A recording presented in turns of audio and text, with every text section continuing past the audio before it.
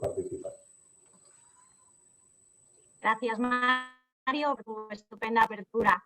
Buenos días a todos y a todas. Gracias por estar al otro lado y, sobre todo, como ha dicho Mario, bienvenidos a esta jornada que organizamos desde el Observatorio de Ética de Grupo 5, Ética, Servicios Sociales y COVID-19.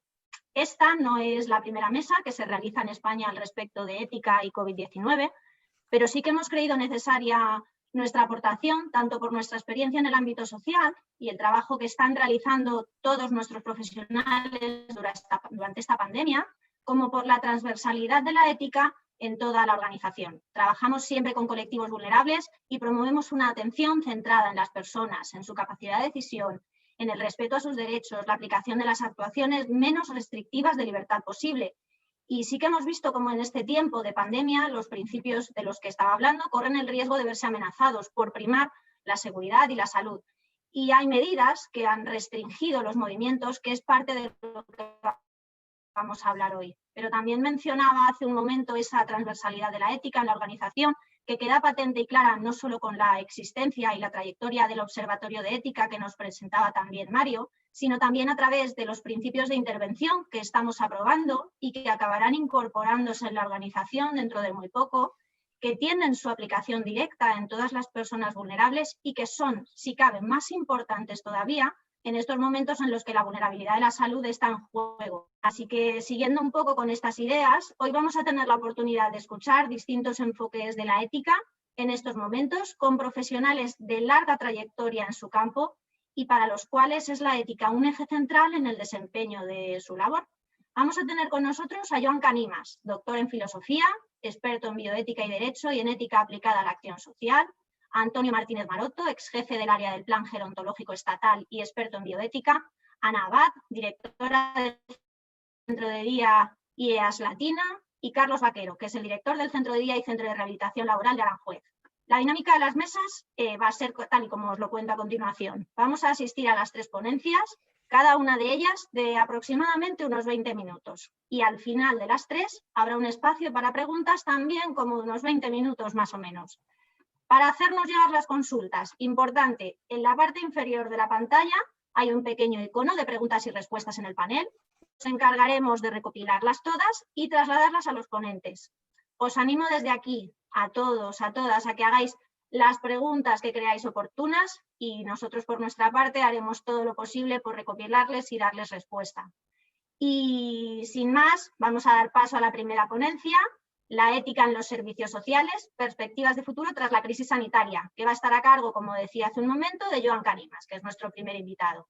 Joan es muy reconocido en su campo de trabajo, es profesor asociado de la Universidad de Girona, en la cual imparte la asignatura de ética aplicada de los grados de educación social, trabajo social y pedagogía, y la de filosofía de la educación en el grado de pedagogía. Es también profesor colaborador en la Universidad Oberta de Cataluña, en la cual imparte la asignatura de ética aplicada a la educación social, profesor colaborador del máster universitario en intervención social y del curso de experto universitario en ética aplicada de la Universidad Pública de Navarra, y es codirector del curso de experto universitario en ética aplicada a la acción social y psicoeducativa de la Universidad Ramon Llull, así como del Instituto Borja de Bioética. Además, es vocal del Comité de Ética de los Servicios Sociales de Cataluña, del Comité de Ética Asistencial del Instituto de Asistencia Sanitaria y del Comité de Ética y de la Investigación y la Bioseguridad de la Universidad de Girona, entre otros.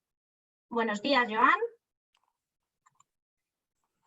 Bienvenido, gracias por estar aquí con nosotros.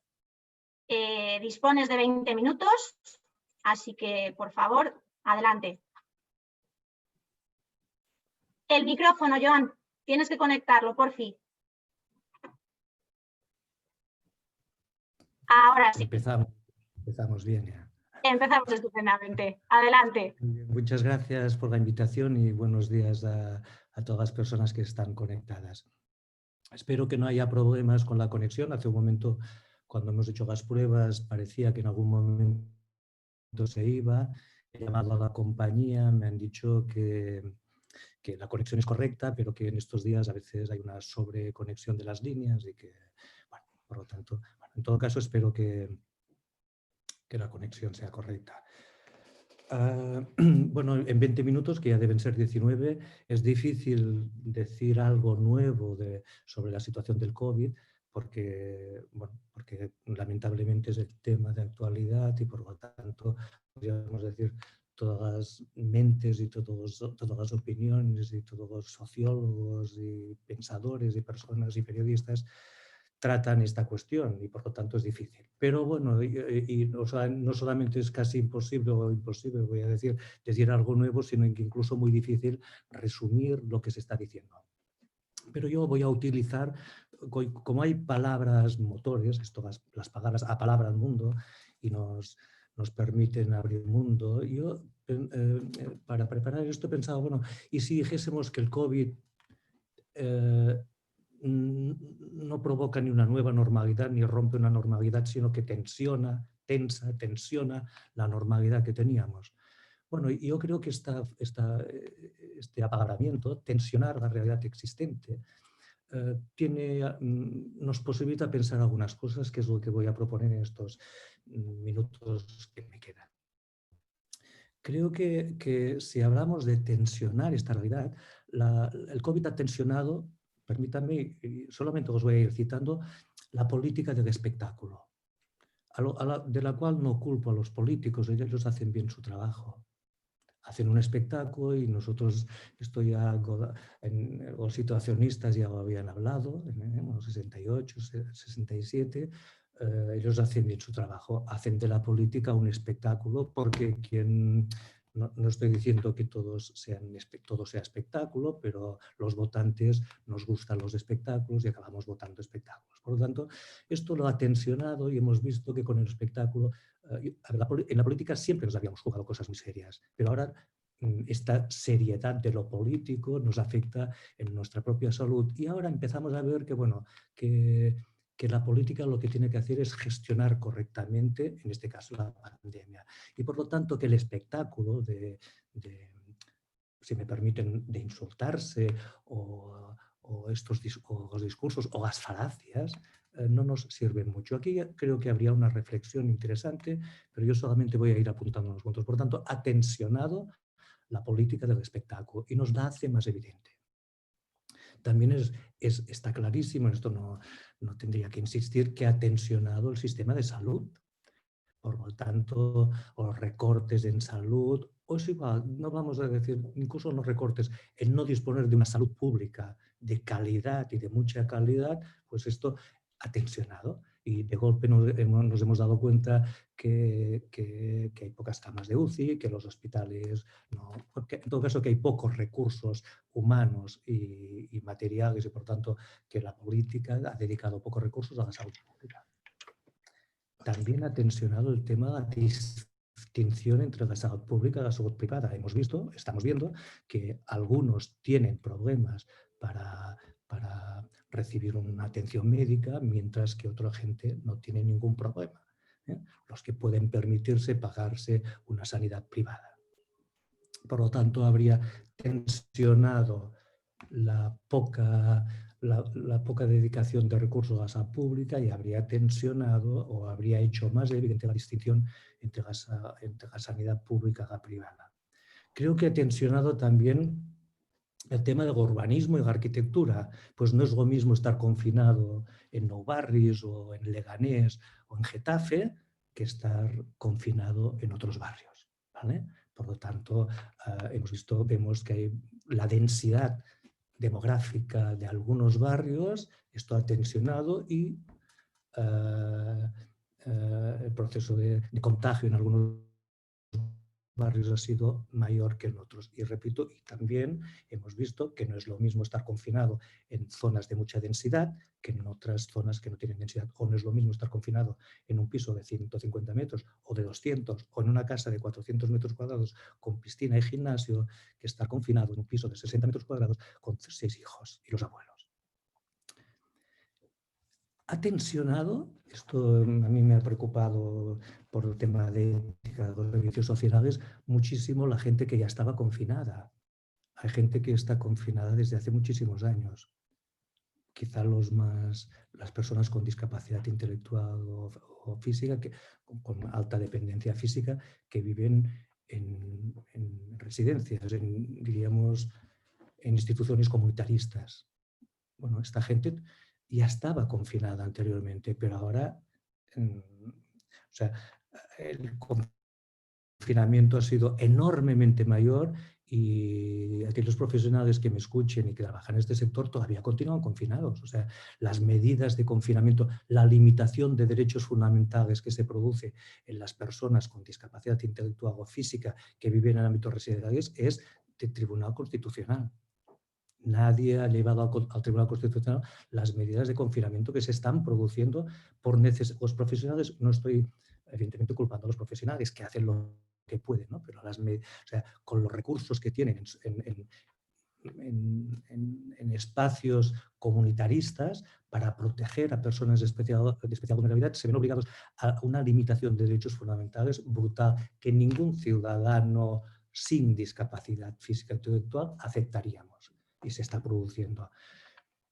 Ha tensado el confinamiento de las personas, de los abuelos que viven en residencias, lo hemos visto. O sea, hemos tenido dificultades para irlos a ver, se han muerto en soledad, etcétera, porque ha tensionado un modelo comunitarista, cuartelario, si me permiten, para tensar más las palabras, que ya estaba, pero bueno, que de alguna manera ellos se habían acostumbrado y nosotros también. Y esto ha tensionado el confinamiento de aquellas entidades, de estas instituciones, repito, que ya estaban en el confinamiento.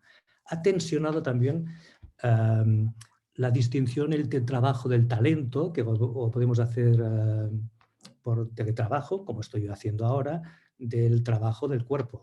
¿Vale? Por lo tanto, de aquellos que nos hemos podido permitir, profesores y conferenciantes, vivir el confinamiento desde casa y algunos desde la segunda residencia, desde aquellos que trabajan con el cuerpo y que han tenido que subir al metro y desplazarse apiñados en el metro. Por lo tanto, el trabajo del intelecto y el cuerpo y la separación del intelecto a través del teletrabajo y del cuerpo, por decirlo de una forma metafórica, que coge el metro, los trenes de cercanías y los autobuses, esto también se ha tensado enormemente, ¿no? Y ahí las consignas de algunos barrios, por ejemplo, sobre todo en Madrid, cuando hubo todo el tema del confinamiento, o sea, vamos en metros agarrotados, pero después cuando llegamos a casa nos impiden ir a tomarnos una cerveza a la terraza del bar.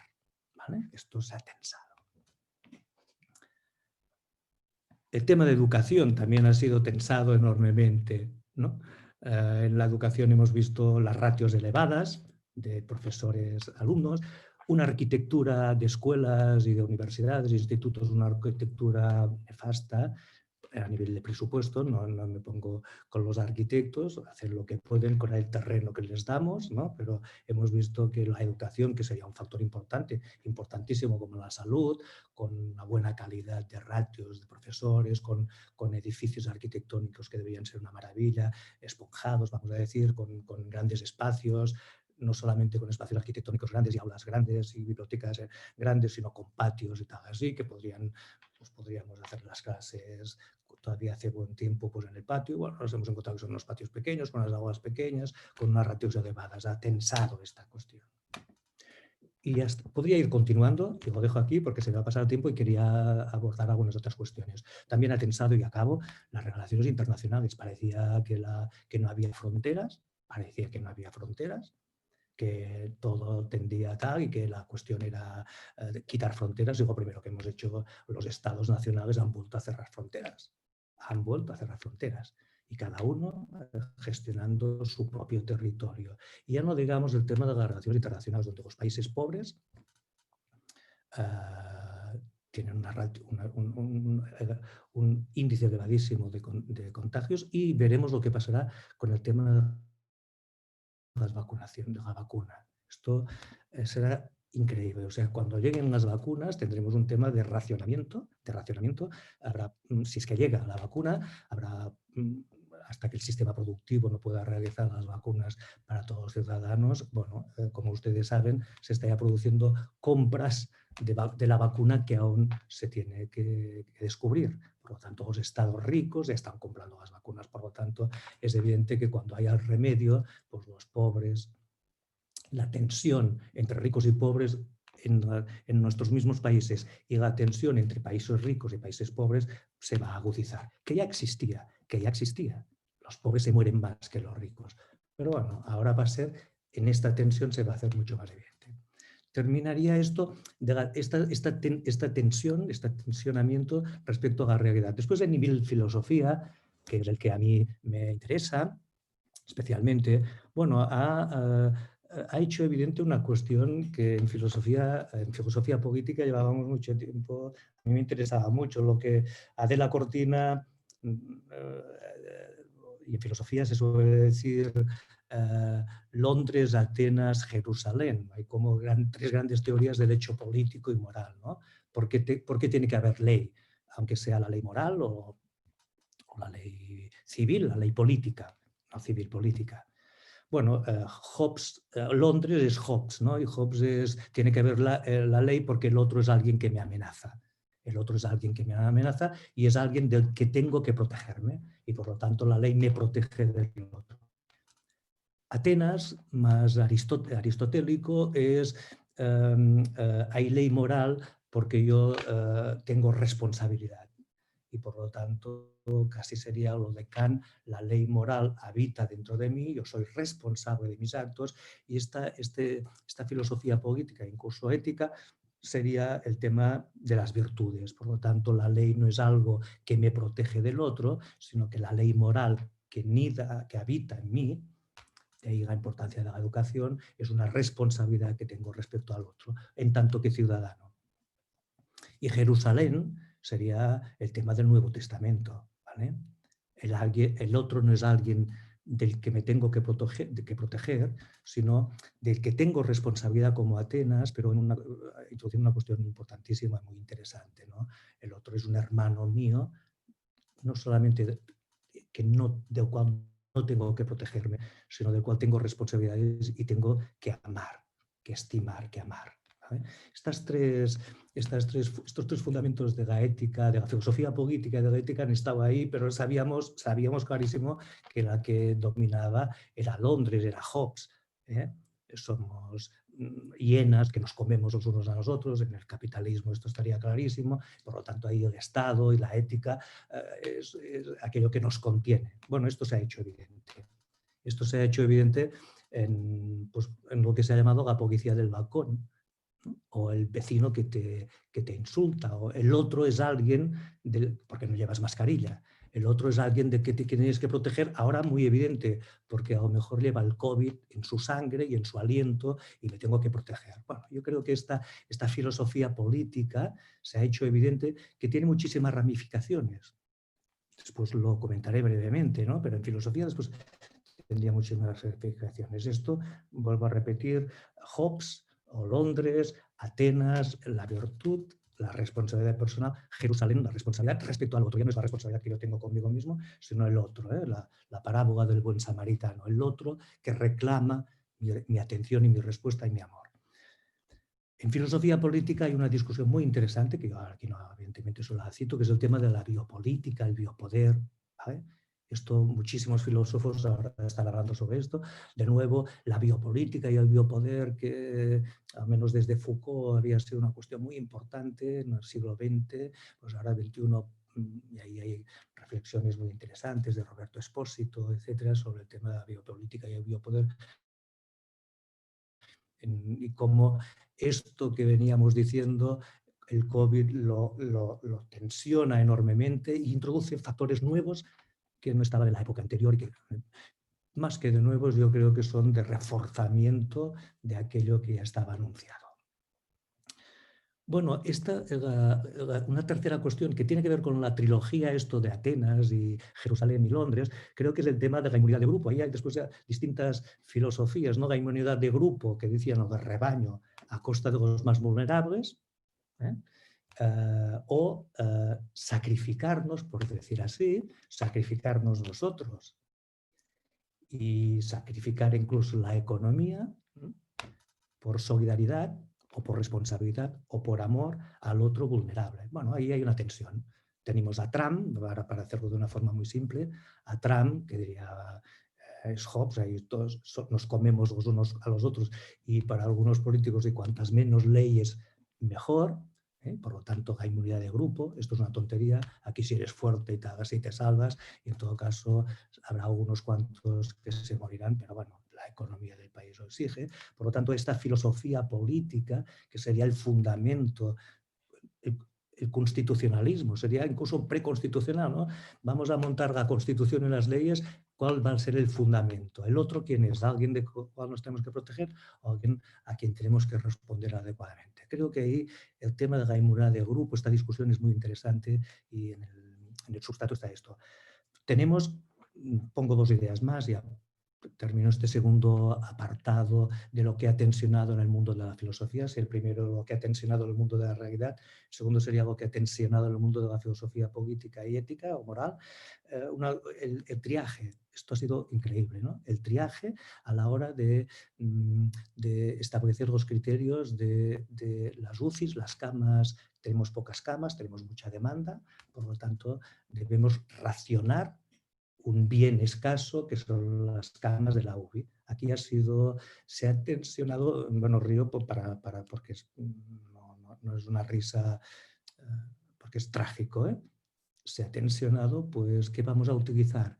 Criterios principialistas, todo el mundo tal, criterios utilitaristas, los jóvenes o los niños antes que los adultos antes que la gente mayor porque ya tiene pocos años de vida, las personas con discapacidad después de las personas que tienen capacidad o antes.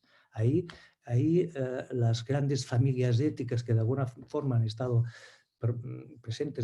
están presentes en nuestra historia, que es el principialismo, el utilitarismo o las éticas de la compasión. ¿Vale? ¿Quién va a ocupar primero unos recursos escasos, en este caso de camas de UCI? ¿Los ancianos? ¿Los jóvenes? Y finalmente, acabo en esto, un tema muy interesante que ahora se ha hecho especialmente de moda con este manifiesto de las sociedades científicas, la ciencia como religión, ¿no? Este manifiesto que ha habido de los científicos, es decir, políticos, ustedes no saben de ciencia, aquí lo que debe mandar es la tecnocracia, la ciencia, ¿no? Un gobierno de expertos, bueno, como si la ciencia pudiese responder a esto que os acabo de decir. ¿Cómo va a responder la ciencia a los criterios de triaje en las UCIs? Bueno, claro, probablemente de una forma utilitarista. Primero los sanitarios, porque tenemos que salvar sanitarios para que nos permitan abordar el problema. Después, lo segundo, las profesiones básicas. Después, tercero, los jóvenes. O cuarto, y la cuestión es este manifiesto de la necesidad de gestionar lo político, que es ético, a través de la ciencia. Por lo tanto, la ciencia como religión, que ya estaba presente en nuestra vida, se ha tensionado muchísimo. Finalmente, y en esto ya acabo, no sé si me quedan pocos minutos, no he controlado la hora que he empezado. Bueno, pues para acabar también, no porque sea un tópico, sino porque me lo creo, con las posibilidades que abre, ¿no? Me viene a la cabeza ahora pues la frase de Hölderlin, ¿no? Que dice, donde crece, donde está el peligro, crece o nace también lo que nos salva. Bueno, ahí también en toda esta realidad tensionada han salido cosas muy buenas también, muy buenas, ¿no?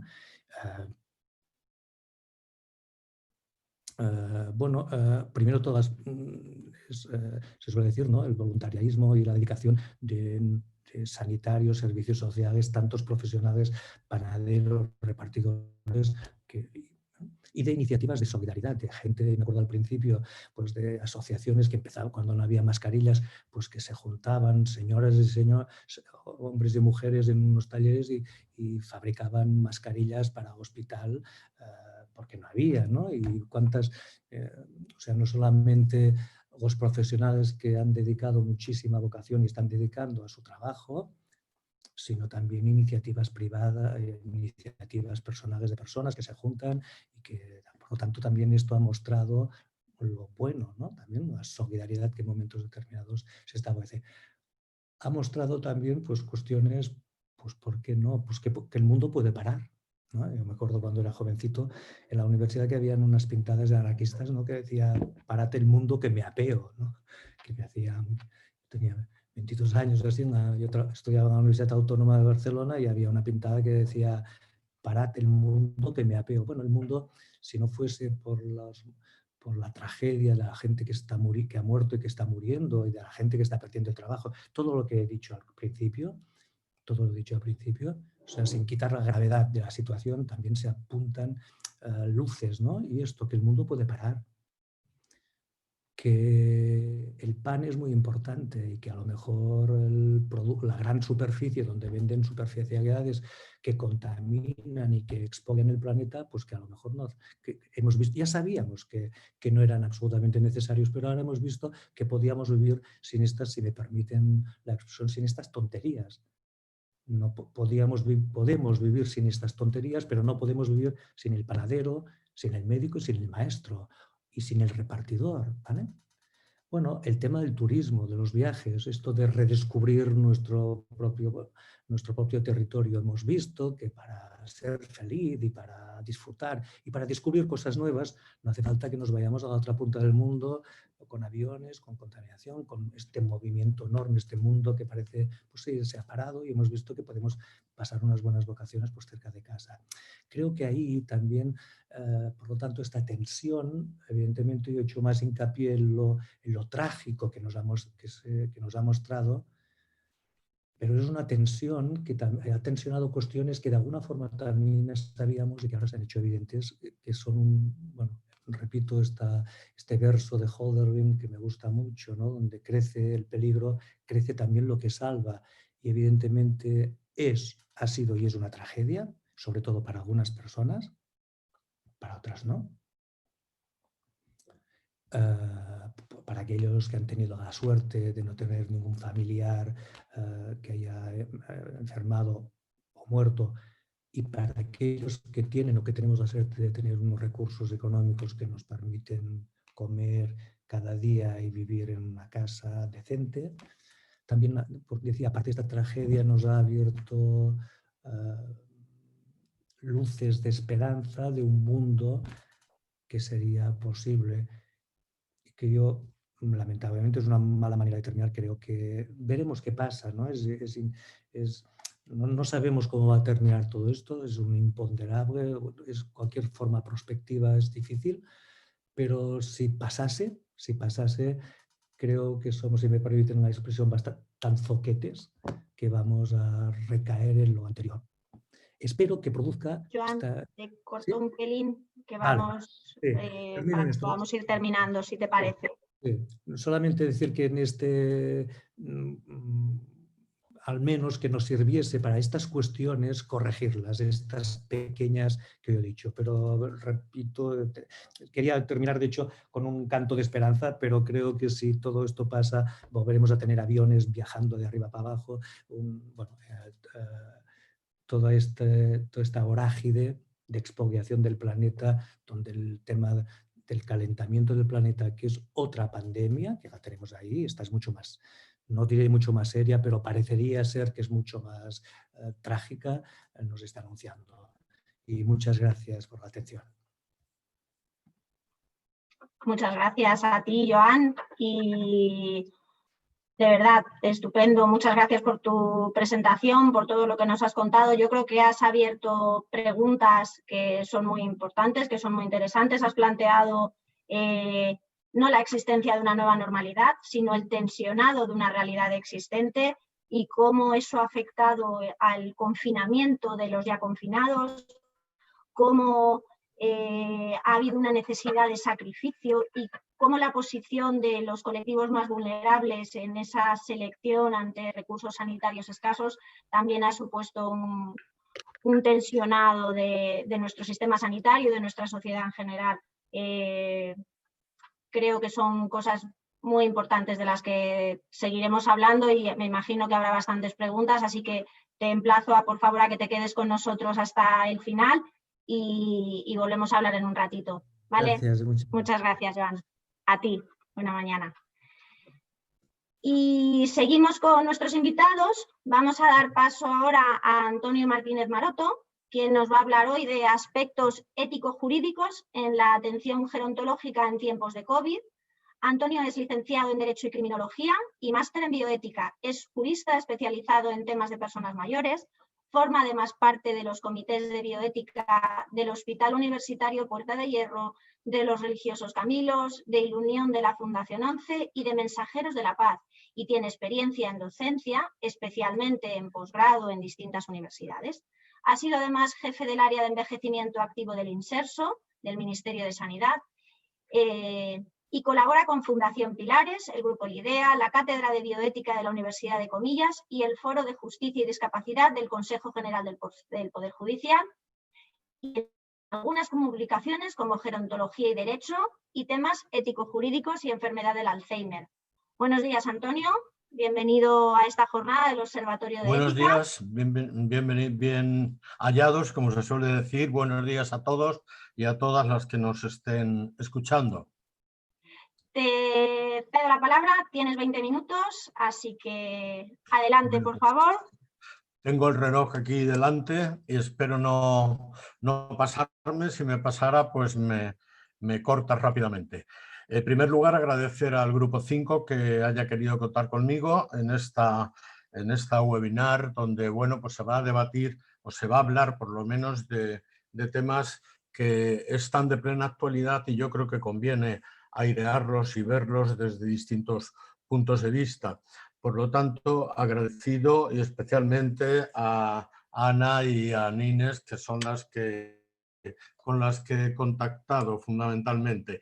Decir en primer lugar que mi enfoque, consensuado por supuesto con la organización, va más hacia el tema jurídico, porque yo soy más jurídico que ético, aunque estoy en muchos comités de ética de algunos gran hospital de Madrid y de algunas residencias, pero yo siempre en ese comité siempre soy el vocal jurista, el vocal que trata los temas jurídicos. Por lo tanto, mi enfoque desde aquí va más hacia el punto de vista jurídico, pero yo creo que también importante y que creo que debemos tener en cuenta también en cualquier comunicación de este tipo.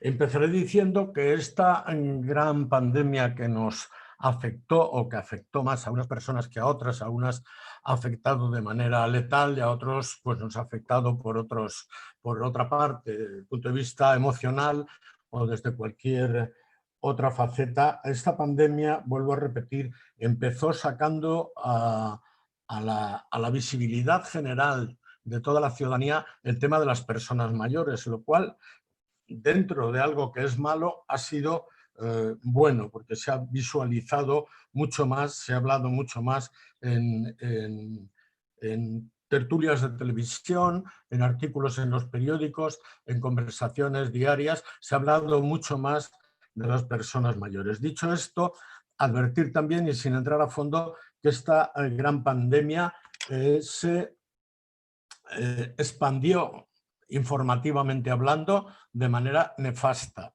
Lo tenemos que decir. Ya veremos después por qué, porque hay un apartado ahí que, como veis, que tenemos derecho a una información suficiente y adecuada.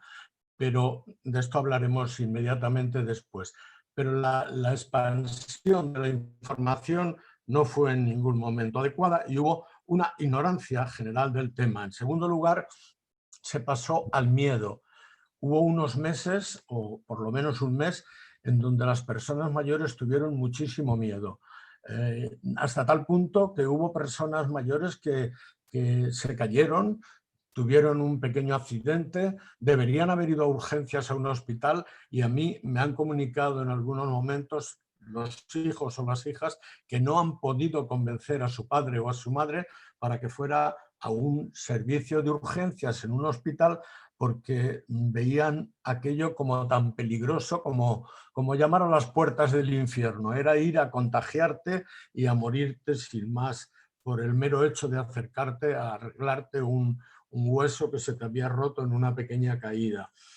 Y en tercer lugar, de ahí pasamos a una discriminación general, que es lo que vamos a ver aquí, en líneas generales, que entra dentro del campo de la ética, por supuesto, pero también dentro del campo o del punto de vista jurídico, aunque bien es verdad, y lo advierto ya con antelación, que un estado de alarma suprime aquellos derechos fundamentales que cree conveniente suprimir, pero también es verdad que en derecho hay principios generales como el de proporcionalidad, el de flexibilidad de aplicación de las normas, etcétera, que invitarían a haber hecho una aplicación de la norma no absolutamente tajante, como se hizo, sino consensuada y flexible.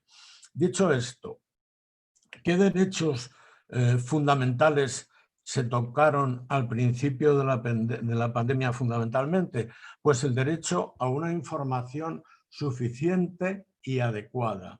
Está recogido en la Ley 41/2002, de 14 de noviembre, de información al paciente. Estamos hablando de pacientes con enfermedad de COVID-19, mayores, muchos de ellos en residencias, que no fueron suficientemente bien informados. Ahora lo veremos. El segundo que vamos a considerar es el derecho universal, fundamental, que hay de una asistencia sanitaria en igualdad de condiciones que cualquier otro y adecuada al momento y a las posibilidades del país en que se vive. No es lo mismo la asistencia sanitaria que se prestaba en los años 60 del siglo pasado a la que se presta actualmente. Por lo tanto, decimos que en igualdad de condiciones que cualquier otro ciudadano.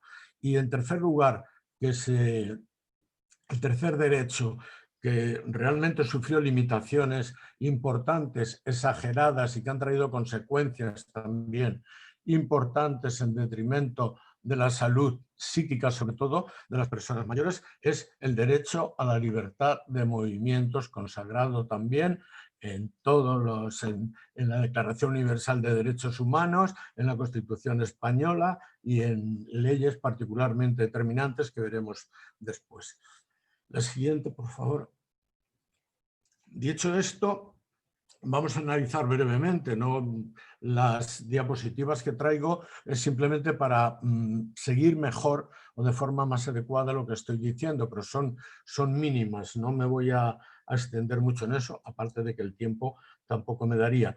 La información, ¿por qué digo que ha sido escasa y mínima? Porque al principio no se explicó nada de lo que era esta pandemia, muy poco, no se explicó de manera adecuada a las personas mayores. Se hablaba metiendo miedo directamente. Ha habido personas que no querían oír hablar de esto, que no querían ni encender la televisión por la forma en que se estaba dando esa información. No se ha explicado en qué consistía la enfermedad, cómo se podía prevenir, qué detección tenía, cómo se había desarrollado, de qué virus estábamos hablando. Muy poco de eso y muy enfatizando de manera desmesurada, como digo en el segundo punto, que esto era especialmente grave para las personas mayores. Eso sí se decía a bombo y platillo. Las personas mayores han muerto no sé cuántos, todos tenían más de 60 años, excepto 2 que tenían 59 y medio. Quiero decir, se ha focalizado de manera desmesurada en el grupo personas mayores en aquel entonces y todavía se sigue haciendo ahora, en menor medida, por supuesto, porque para eso se ha intervenido mucho en la sociedad para que cambiaran las cosas y algo han cambiado. Y en tercer lugar, la información no fue nunca consensuada. Nada de lo que se ha hecho ha sido consensuado. Todo ha sido impuesto de manera tajante a las personas mayores. Si se ha tomado alguna medida en las residencias, no se ha consensuado con nadie. Si se ha dicho aquí no entra nadie, no se ha consensuado con nadie. La forma de tener una visita, de poder, llevar a cabo determinadas acciones, por ejemplo, y lo que es grave, a la hora de morir, se ha preguntado a alguien que cómo quería morir. Probablemente muchas personas hubieran preferido ir a su casa, si todavía la tenían, haberla abierto y haber muerto tranquilamente en su casa, rodeada de sus hijos si las tienen, o si no de alguna amiga o amigo, y haber muerto más tranquilamente y más en compañía de lo que han muerto muchísimas personas en las residencias de personas mayores. Pero en los propios domicilios ha pasado parecido. Siguiente. No podemos extendernos demasiado por el tiempo que tengo, pero podríamos hablar de cada una de estas cosas largo y tendido. Derecho a la asistencia sanitaria en igualdad de condiciones con los demás se ha tocado ya un poco. Está recogido en el artículo 3 y 25 de la Declaración Universal de Derechos Humanos, en el artículo 43 de la Constitución Española y en el artículo 3.2 de la Ley General de Sanidad. La salud, todos los que trabajamos con mayores sabemos que en el contexto personas mayores es un valor siempre en alza y siempre prioritario. Lo principal, hay demasiados chistes sobre el tema, no voy a contar ninguno, pero de personas que hablan solamente de medicamentos y siempre se referencia al grupo de personas mayores. Y lo importante, la edad no puede ser motivo de discriminación. En ningún texto de ningún país del mundo democrático viene que la edad pueda discriminar a la hora de acceder a la salud, al sistema sanitario del país en el que estén. ¿Qué pasa? Como ya se ha dicho también anteriormente y de manera muy bien por el anterior ponente, cuando los recursos son escasos, evidentemente hay que hacer un triaje, hay que hacer una selección.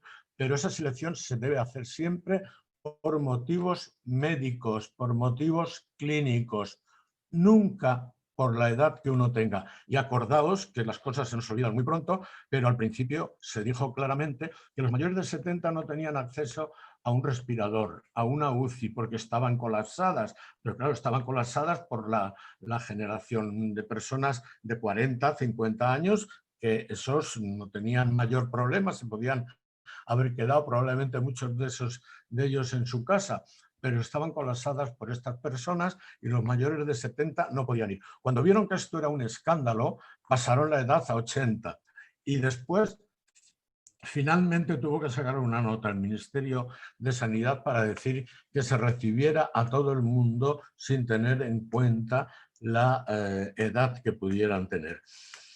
Evidentemente, el valor vida es igual para todos, no hay que repetirlo ni perder mucho tiempo en eso. Para una persona que tiene 75 años y espera vivir 15 más, pues esos 15 años tienen un valor absoluto para él. Es lo más importante. Y para uno que tiene 40 y piensa vivir otros 40, pues también es un valor absoluto. Pero no podemos poner en una balanza los 15 de uno y los 40 de otro y decir, como aquí hay 40 y aquí 15, esto pesa más. Eso no es éticamente planteable, ya que estamos hablando de ética, y es recibir un trato absolutamente desigual de las condiciones que recibirían los demás. Derecho a la libertad de movimientos. Esto ha sido grave y sigue siendo grave. La diferencia entre la primera ola y el actual es que allí, en la primera, se hizo casi de manera generalizada y en esta segunda se está haciendo de manera más selectiva. Por poner un ejemplo, aquí en Madrid se dice que aproximadamente el 30 o 35% de las residencias de personas mayores están siendo sometidos a algún tipo de confinamiento en el sentido de que no pueden salir de su habitación o en el sentido de que no pueden salir de la residencia o en el sentido de que no pueden recibir visitas, etcétera, etcétera. Pero en la primera ola fue bastante generalizado y ahí está el artículo 1 de la Declaración Universal de Derechos Humanos que dice que todos los seres humanos nacemos libres e iguales, libres, y cualquiera dentro de una residencia puede tomar sus decisiones si está capacitado para tomarlas y podría haber decidido, y de hecho así muchos lo decidían, salir y no les permitían salir de ninguna manera. El artículo 9 de la Constitución Española dice que los poderes públicos velarán para que la libertad de los individuos no sea un papel escrito y mojado, sino que sea real y efectiva. Y sigue diciendo el artículo que eliminarán o borrarán o quitarán cualquier obstáculo que la sociedad les pueda tener. El confinamiento para las personas mayores en residencias o en el propio hogar ha sido una medida desigual y desproporcionada. Evidentemente, el estado de alarma puede suprimir estos derechos, pero desde el punto de vista ético tenemos que tener en cuenta que hay limitaciones que deben ser usadas con proporcionalidad. La doctora Goicoechea de la Universidad de Deusto del País Vasco, recientemente en un artículo en el Diario Vasco, decía que nada de estas normas que se aplica a grupos vulnerables, personas muy mayores, personas con discapacidad grave, pueden ser aplicadas con la normalidad que se expresa en la ley, yo diría con el sistema tajante que expresa la ley, sino que hay que filtrarlas, hay que pasarlas por un tamiz de flexibilidad y hacerlo así. Formas de minimizar el confinamiento en las residencias las hay y de hecho ya se están aplicando. Que nos cogió por sorpresa el tema y colapsó todos los servicios sanitarios y todas las plazas de residencia, seguramente, pero también hemos estado diciendo desde todos los ámbitos, radio, artículos en periódico, televisión, donde nos han dejado estar, hemos dicho siempre que no se podía actuar de esa manera tan tajante, que había que actuar con proporcionalidad, que no puede de ninguna manera prohibirse que a un hijo que va a ver a su padre en una residencia que no lo vea o que no salga con él a tomar un café, pero es que si sale, después tiene que entrar en la residencia, meterse en su habitación y estar 14 días encerrado. Y eso todavía pasa, desgraciadamente, vuelvo a decir, en menor medida. La libertad de movimientos se ha mejorado mucho en esta etapa me estoy pasando de hora, voy a terminar ya rápidamente, se ha mejorado muchísimo, vuelvo a repetir, por toda la presión que se ha ejercido sobre la sociedad, diciendo no hay derecho a esto, no hay derecho a esto, no hay derecho a esto. Bien es verdad que hay que ponerse en el otro lado y ser director de una residencia y tener los medios que tiene y tener el rodaje que tiene la propia residencia de personas que se dan de baja, otras que se contratan, a una que contrata 2 horas y va a 7 residencias, 2 horas cada una. En fin, todo eso daría para mucho más. Pero hay que tener en cuenta que esto no se puede, hay que luchar contra ello y no se puede permitir. Yo voy por la calle y voy terminando, vuelvo a decir, y donde vivo veo a personas mayores y digo, bueno, pues si este señor que va con su nieto de la mano paseando tan tranquilo viviera en una residencia, no podría estar aquí. Si este señor que se está tomando un café a 2 metros de mí en una cafetería, no podría estar tomándose el café si estuviera en una residencia. No están siendo tratados de manera igualitaria y eso es lo que hay que mirar. Y en las residencias se puede hacer. Hay plantas, hay divisiones en donde se puede actuar. Y estos derechos, y con esto acabo, esto es leerlo nada más, no me da tiempo a tratarlo, pero que sepáis también que las actitudes que se han tenido, sobre todo al final de la vida, han ido muy contra la dignidad de las personas. Hay derecho a una muerte digna y a morir sin dolor. Y imaginaros cómo han muerto determinadas personas en centros residenciales, en su propio hogar, sin ninguna asistencia, sin una medicina que palíe un poco el dolor, sin nada. Y no perdamos de vista tampoco, yo trabajo en una ONG que se dedica a paliar la sociedad de los mayores, el enorme peso de la soledad, no solo en centros residenciales, también en el hogar de muchas personas mayores que se han visto aisladas. Vuelvo a repetir, esto daría para mucho más y que solo se ha mirado la pandemia desde el punto de vista virológico y hay que revisar también el modelo residencial. Las residencias tal como están no interesan a las personas. Varias encuestas lo dicen claramente. No queremos ir a una residencia de este tipo.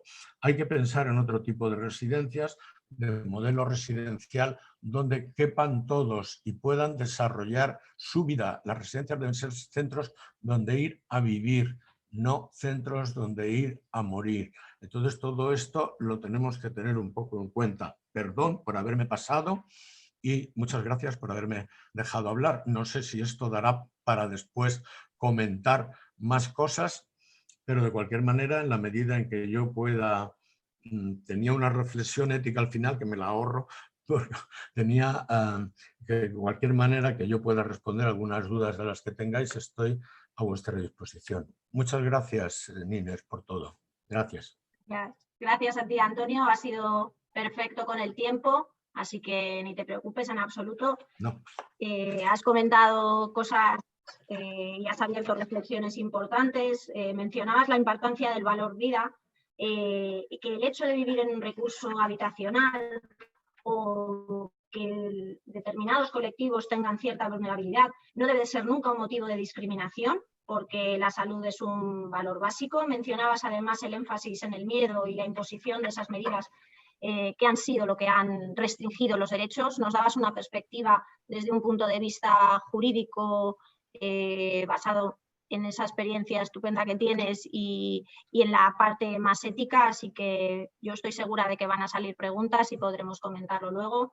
Te digo como a Joan, te emplazo a que te quedes con nosotros un ratito más y cuando llegue el turno de preguntas volvemos a hablar, ¿de acuerdo? Muchas gracias, sí, por supuesto. Sí. A ti. Gracias, Antonio. Gracias. Os recuerdo a todos, de nuevo, esas preguntas podéis seguir planteándonoslas en el botón que está situado en la parte inferior del panel y seguimos recopilándolas. Hay ya algunas por ahí, así que, de nuevo, os animo a que nos hagáis llegar todo lo que se os ocurra preguntar.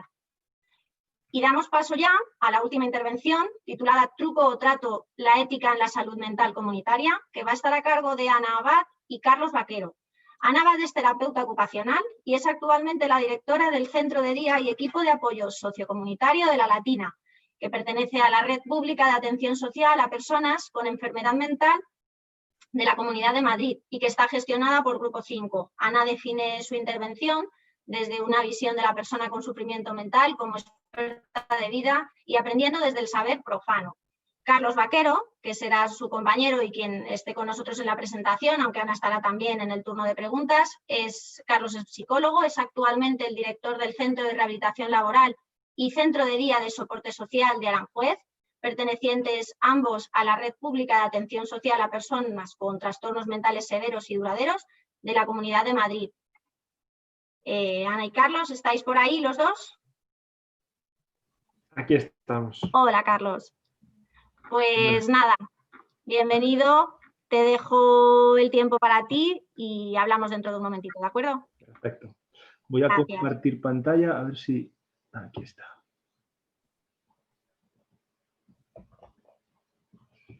A ver si me deja.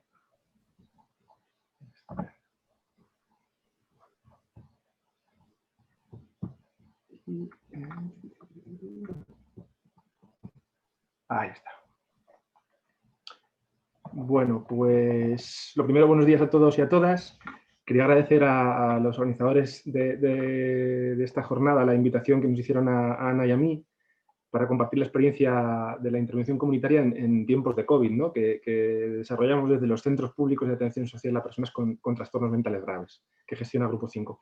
Y aunque yo estoy aquí, no puedo dejar de nombrar, evidentemente, a mi compañera Ana Abad, ¿no? Aunque haga yo la presentación, y al resto de compañeros que forman parte de los centros, a usuarios, a familias, porque es con ellos con quien trabajamos y los que nos permiten hacer aquello que hacemos, ¿no? Cuando Mario, la persona que nos llamó para proponer la participación, nos propuso esta jornada, la primera idea que se me pasó al menos a mí por la cabeza, luego compartiéndolo con él también, fue, bueno, ¿dónde vamos o dónde voy yo, ¿no? Si yo tengo más dudas que certezas en cuestiones de ética, ¿no? Tuve el impulso inicial de incluso rechazar la propuesta, pero luego, sin embargo, casi de manera paralela pensé, oye, igual son preguntas o son dudas que compartimos con otros compañeros de otros lugares, ¿no? De otros sitios en los que también se hace intervención social y más concretamente intervención comunitaria. Y puede ser un buen momento para que podamos compartir esas dudas, ¿no? Igual, pues además de contaros la forma de hacer nuestra, pues también me puedo yo llevar, nos podemos nosotros llevar, ¿no?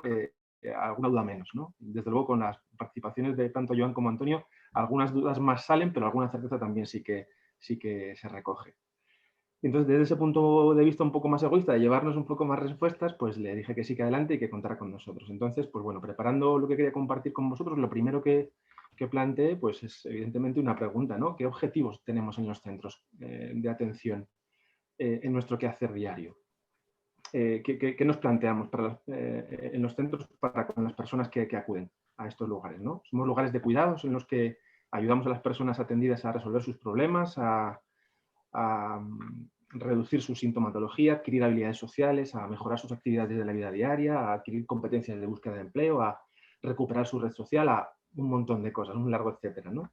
Porque si es así, pues alguna de las dudas que me surgían es en qué nos diferenciamos de un centro de salud o de un hospital, ¿no? Más allá de lo evidente, que sería que nosotros trabajamos desde el ámbito social y en esos centros se trabaja desde lo sanitario. ¿Nos diferenciaríamos en algo de la intervención asistencial, ¿no? Bueno, pues eso es un poco una de las primeras preguntas que nos surgía, que planteábamos. Más preguntas o más dudas que nos van surgiendo. Como vais a ver a lo largo de la ponencia o de la charla, van a ser más preguntas que certezas. Más preguntas que surgían es si somos lugares en los que tenemos que trabajar para que la sociedad cambie, ¿no? Hay quien piensa que cambiando a la persona, cambiando al individuo, cambiamos la sociedad. Al fin y al cabo, la persona vive en un contexto social, se relaciona con ese entorno, ¿no? Por lo que si conseguimos que esta persona mejore sus habilidades de comunicación, su imagen personal, genere una red social amplia o de alguna manera incluso puede llegar a integrarse o incluso pasar inadvertida en el caso de las personas con trastornos mentales que suelen estar estigmatizadas o que hagan como si se integrasen en el entorno, pues bueno, tendremos hecho el trabajo, ¿no? Bueno, pues ahí veis un poco las dudas que nos surgían, ¿no? Si dedicarnos a lo individual, a la atención a la persona, si dedicarnos a lo colectivo, a la intervención con la comunidad. Y aparecían como, lo colocábamos, ¿no? O lo planteábamos un poco como dos posiciones encontradas. Estrategias para compensar los déficits o estrategias para trabajar o trabajar en lo comunitario. Cuando en realidad son cuestiones que deben permanecer en el constante trabajo y deben trabajarse de forma unida. Porque ¿qué pasa si la sociedad rechaza a las personas con un problema de salud mental o una persona sin hogar o con capacidades diferentes, ¿no? Es entonces cuando intervenimos para que esa parte de la sociedad reduzca el estigma y acepte a la diferencia, o ponemos el foco en lo estructural y trabajamos en paralelo con la persona para que mejore sus competencias de relación social y gestione sus síntomas, en el caso del trastorno mental, y a la vez trabajamos con la sociedad para que acepte a la persona tal y como es, independientemente de sus dificultades, de sus capacidades, etc., sin esperar a que se produzcan o se evidencien las situaciones de rechazo, ¿no?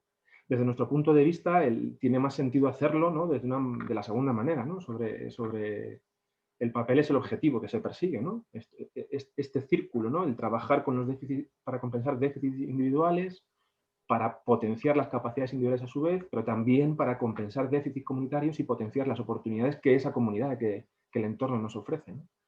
Porque si trabajamos de esa manera más global o más conjunta, sí que funciona y se generan cambios y generan cambios importantes, ¿no? En el pasado reciente, si nos vamos a la reforma de la Ley General de Sanidad, el proceso de desinstitucionalización de las personas con trastornos mentales, pues que se produjo hace 30 años, en aquella época se abrieron las puertas de los psiquiátricos, por decirlo de alguna forma, ¿no? Y se devolvió a una parte de las personas que vivían y que estaban atendidas en esos entornos al entorno comunitario, fundamentalmente a la familia.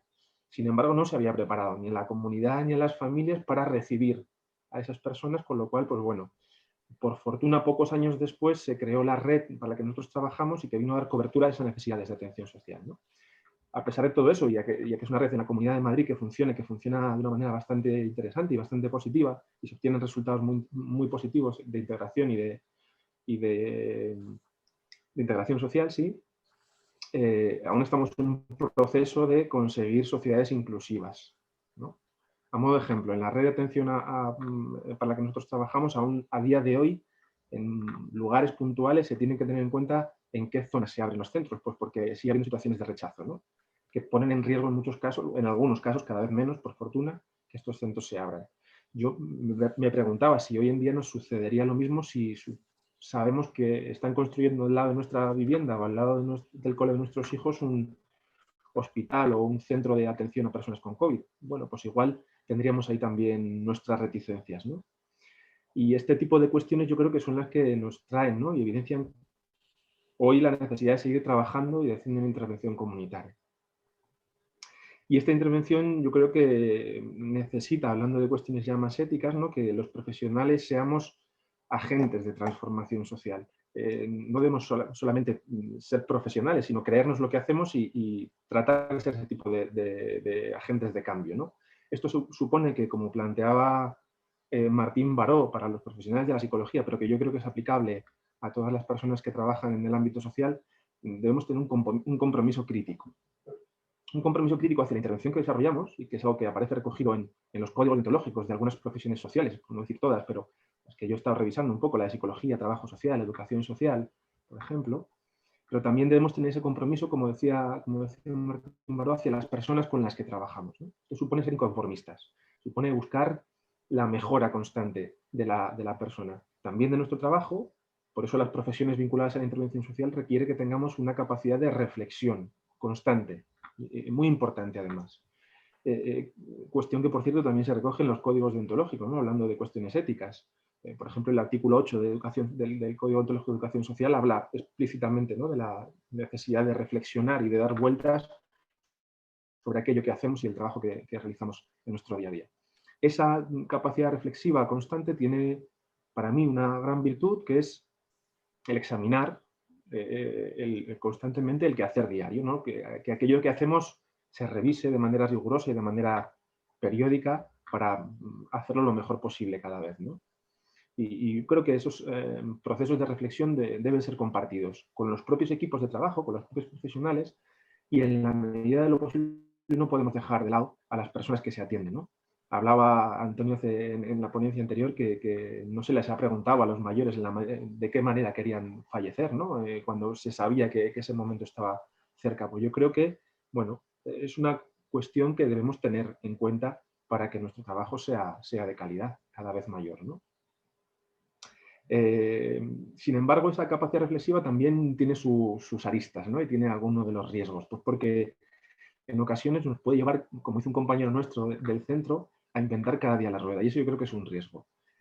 También tenemos que tratar de inventar cada día la rueda. La rueda ya está inventada y la podremos intentar mejorar, pero ya está inventada. Vale, por acercar estas cuestiones más a lo concreto, esa capacidad reflexiva, más que en la actividad, ¿vale? Que además de la actividad, también supondría reflexionar acerca de si el entorno en el que se encuentra la persona es un entorno de seguridad, es un entorno estable, confiable, de intimidad, desde el que poder trabajar y en el que se facilita que la persona se pueda expresar tal y como es. ¿Vale? Utilizando algunos de los cursos que ha estado dando Joan Canimas para Grupo 5 de cuestiones de ética, sí que recogíamos un poco estas reflexiones, ¿no? Él hablaba de la intimidad, como el saberse y sentirse uno mismo, ¿no? La construcción del yo, en este yo nos encontramos a nosotros mismos y al otro, etcétera, etcétera, ¿no? Esto nos lleva un poco a la libertad, ¿no? A una libertad reflexiva, a la capacidad de autogobierno, al poder tomar las propias decisiones. Y él planteaba una pregunta en nuestros cursos, ¿no? Es cómo nos vamos a encontrar a nosotros y a nosotros mismos si estamos rotos, estamos dañados de alguna manera, ¿no? Pues bueno, tenemos que tenerlo en cuenta de alguna forma. Bueno, esta capacidad reflexiva y esta intimidad no ha sido sencilla. No ha sido sencilla ni hasta marzo de 2020, que es cuando se produce el primer confinamiento y el primer gran impacto, ¿no?, de la pandemia, ni por supuesto desde ese mes de marzo hasta el momento actual.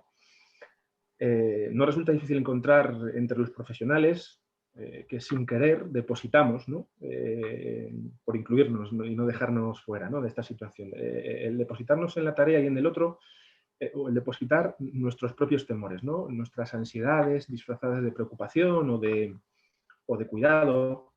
La línea es muy fina y es a veces casi imperceptible entre el cuidado y la sobreprotección, ¿no?, entre el permitir que el otro tome sus propias decisiones y tomarlas nosotros por ellos en virtud del cuidado, ¿no? El cuidado sí que permite a la persona alcanzar su desarrollo con mayor o menor dificultad, con mayor o menor tiempo, pero se le permite realizar su camino, ¿no?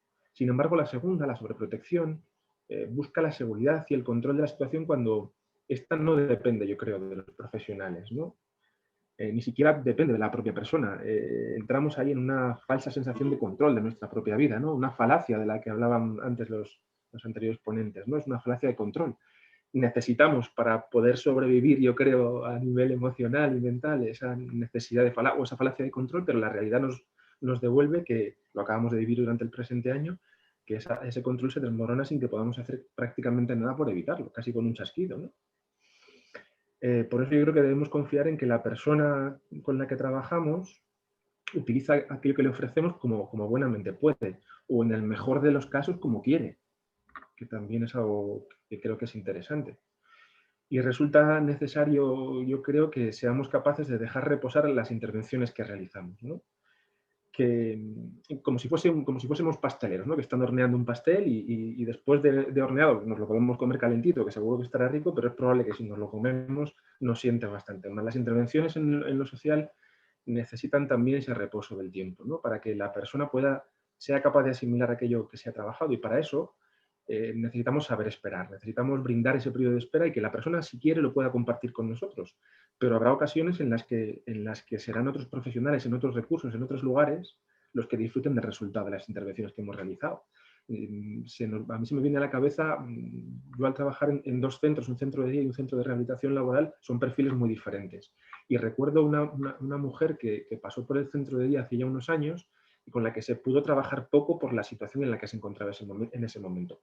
Pocos años después vino derivada al centro de rehabilitación laboral y tuvo un proceso maravilloso. Disfrutamos los profesionales y la propia persona de ese proceso, algo que muy poco tiempo antes prácticamente era inviable. Pues yo creo que recogimos lo que se ha ido sembrando, no solo en el centro de día, sino por otros muchos profesionales, ¿no? Pero bueno, volviendo al concepto de ser agentes de cambio, de transformación social, yo creo que resulta interesante tener presente que, además de que nosotros nos convirtamos en esos agentes, podamos favorecer que las personas para las que trabajamos y con las que trabajamos se conviertan también en agentes de transformación social, ¿no? Esto requiere, en palabras de Rappaport, pues tener en cuenta los conceptos de participación y de empoderamiento. No solo respetar a las personas para las que trabajamos, que faltaría más que no las respetáramos, sino además promover el poder en ellas. Y en estos tiempos yo creo que es más necesario que nunca tenerlo presente, ¿no? Yo creo que es algo que se hace, ¿no? De forma casi natural en las intervenciones en lo social. Lo tenemos casi imbuido, ¿no? En los centros tenemos multitud de programas, de talleres, de intervenciones que se dirigen a que se genere ese empoderamiento. Pero además de esas actividades, yo creo que hay que tener en cuenta algo que tiene que ver con cómo establecemos las relaciones con la otra persona, ¿no? Con cómo estamos con el otro y que tiene que ver con esta intimidad de la que os planteábamos y también con la presencialidad, ¿no? Se hablaba de que la intimidad es también cuerpo y lenguaje y se utiliza la comunicación no verbal, no solamente aquello que decimos. Y por seguir tirando un poco de lo que planteaba John Canimos en alguno de los cursos de ética, hemos cogido esto de los tres ejes, ¿no? Lenguaje, cuerpo, las cosas y los lugares, que nos parecía algo interesante de lo que partir, ¿no? Empezando por el eje del lenguaje y el cuerpo, y siguiendo con las dudas o con las preguntas, ¿no? Yo creo que es interesante que nos planteemos cuando hacemos intervención en cómo cuidamos lo que decimos en la relación con la otra persona. Lo que decimos y lo que no decimos, ojo, porque tiene que ser coherente o debería ser coherente aquello que decimos con lo que no decimos. Muchas veces nuestro lenguaje no verbal nos delata, ¿no? Y decimos una cosa con las palabras, pero nuestro lenguaje no verbal indica otras, ¿no? Nosotros creemos que debemos preguntarnos de manera constante si ofrecemos un lenguaje que valida las experiencias de la persona que tenemos enfrente, ¿no? Si hay coherencia entre lo que pienso y lo que digo, un poco con lo que veníamos a decir antes, si se dan formas de coacción blanda, ¿no? Para alcanzar una determinada expectativa. Debemos ser coherentes en el sentido de que puede no gustarnos lo que la persona nos plantea, nos dice, o puede no estar de acuerdo con lo que nosotros planteamos o le pedimos, ¿no? Pero no somos quienes para juzgar aquello que la persona nos plantea. Tenemos que respetarlo, lógicamente, y no nos pagan para juzgar, ¿no? Sino para estar presentes y para ayudar a la persona. ¿En qué medida se permite ser a la otra persona tal y como es, ¿no? Se respeta eso, tal y como la otra persona, sea cuánto toca mis propios constructos y cómo eso me moviliza o no me moviliza, me descoloca o no me descoloca, ¿no? Más preguntas, ya pasando al segundo eje, ¿no? El de las cosas. Retomando un poco lo que hablábamos antes de las actividades que realizamos, nosotros nos gusta plantearnos si proporcionamos programas o actividades que están alineadas de verdad y sinceramente al propósito de la persona, o son programas o actividades que tenemos en la cartera de servicios y que tenemos que ofrecer. Igual tenemos que ofrecer algo individualizado, yo creo que se hace, ¿vale? En los centros. Se irrumpe en el tiempo del otro, en lo que hablábamos un poquito antes, ¿no? De la necesidad de reposar. Hay veces que las intervenciones requieren de tiempo para que, una vez que se han hecho, asienten, ¿no? La situación de confinamiento ha sacado a la luz ciertas intervenciones que tienen más que ver con tener una cartera de servicios amplia. Hay veces que para que la persona pudiera elegir, ¿no? Más que una gran cantidad de intervenciones, que en la mayoría de los casos estaban muy bien diseñadas, yo creo que seguía respondiendo a una cuestión de la necesidad de falso control, ¿no? De dejarnos a los profesionales tranquilos con la sensación de que, bueno, las personas estaban atendidas y la situación estaba más o menos controlada, cuando en muchos casos lo que la persona ha necesitado es una menor actividad y una mayor cercanía y una mayor autenticidad en los profesionales, una mayor predecibilidad en las decisiones que tomábamos y que les afectaban, ¿no? En otras palabras, esta situación de COVID que nos ha pillado así un poco con el pie cambiado ha sido un momento en el que nos ha pedido otra cosa, nos ha pedido que diéramos prioridad a los vínculos para, a partir de ahí, construir, mejor dicho, intervenciones que pudieran ser eficaces. Entre los meses de marzo y mayo, las personas que atendíamos, al menos en nuestros centros, en un porcentaje bastante alto, nos pidieron no tanto actividad, porque la actividad se la proponíamos, y sí que nos pidieron que les propusiéramos menos actividades, que fuésemos, si se me permite la expresión, menos invasivos en el día a día, pero que estuviésemos disponibles, es decir, que estuviéramos ahí. Y esto nos llevó a una reflexión en nuestro día a día, ¿vale? Nos hizo pensar que tenemos que valorar que en ocasiones menos es más, o como dice Ana Abad, mi compañera Ana Abad, igual supone que nos dejemos contaminar por el arte de no hacer, ¿no? Sin perder la solvencia técnica, ¿eh? Ojo, tenemos que ser conscientes de que nuestras intervenciones y nuestros programas y el diseño de las atenciones deben ser de la máxima calidad posible, pero hay veces que hay que hacer menos cosas. Y luego ya centrándonos en el tercero de los ejes, en el de los lugares, este hace un poco referencia a los espacios en los que se atiende a la persona, en cómo se le acoge, cómo son de hospitalarios esos lugares, pero no solo en los centros, sino también en otros espacios públicos. Y aquí es donde entra también o se visibiliza un poco la parte de intervención comunitaria.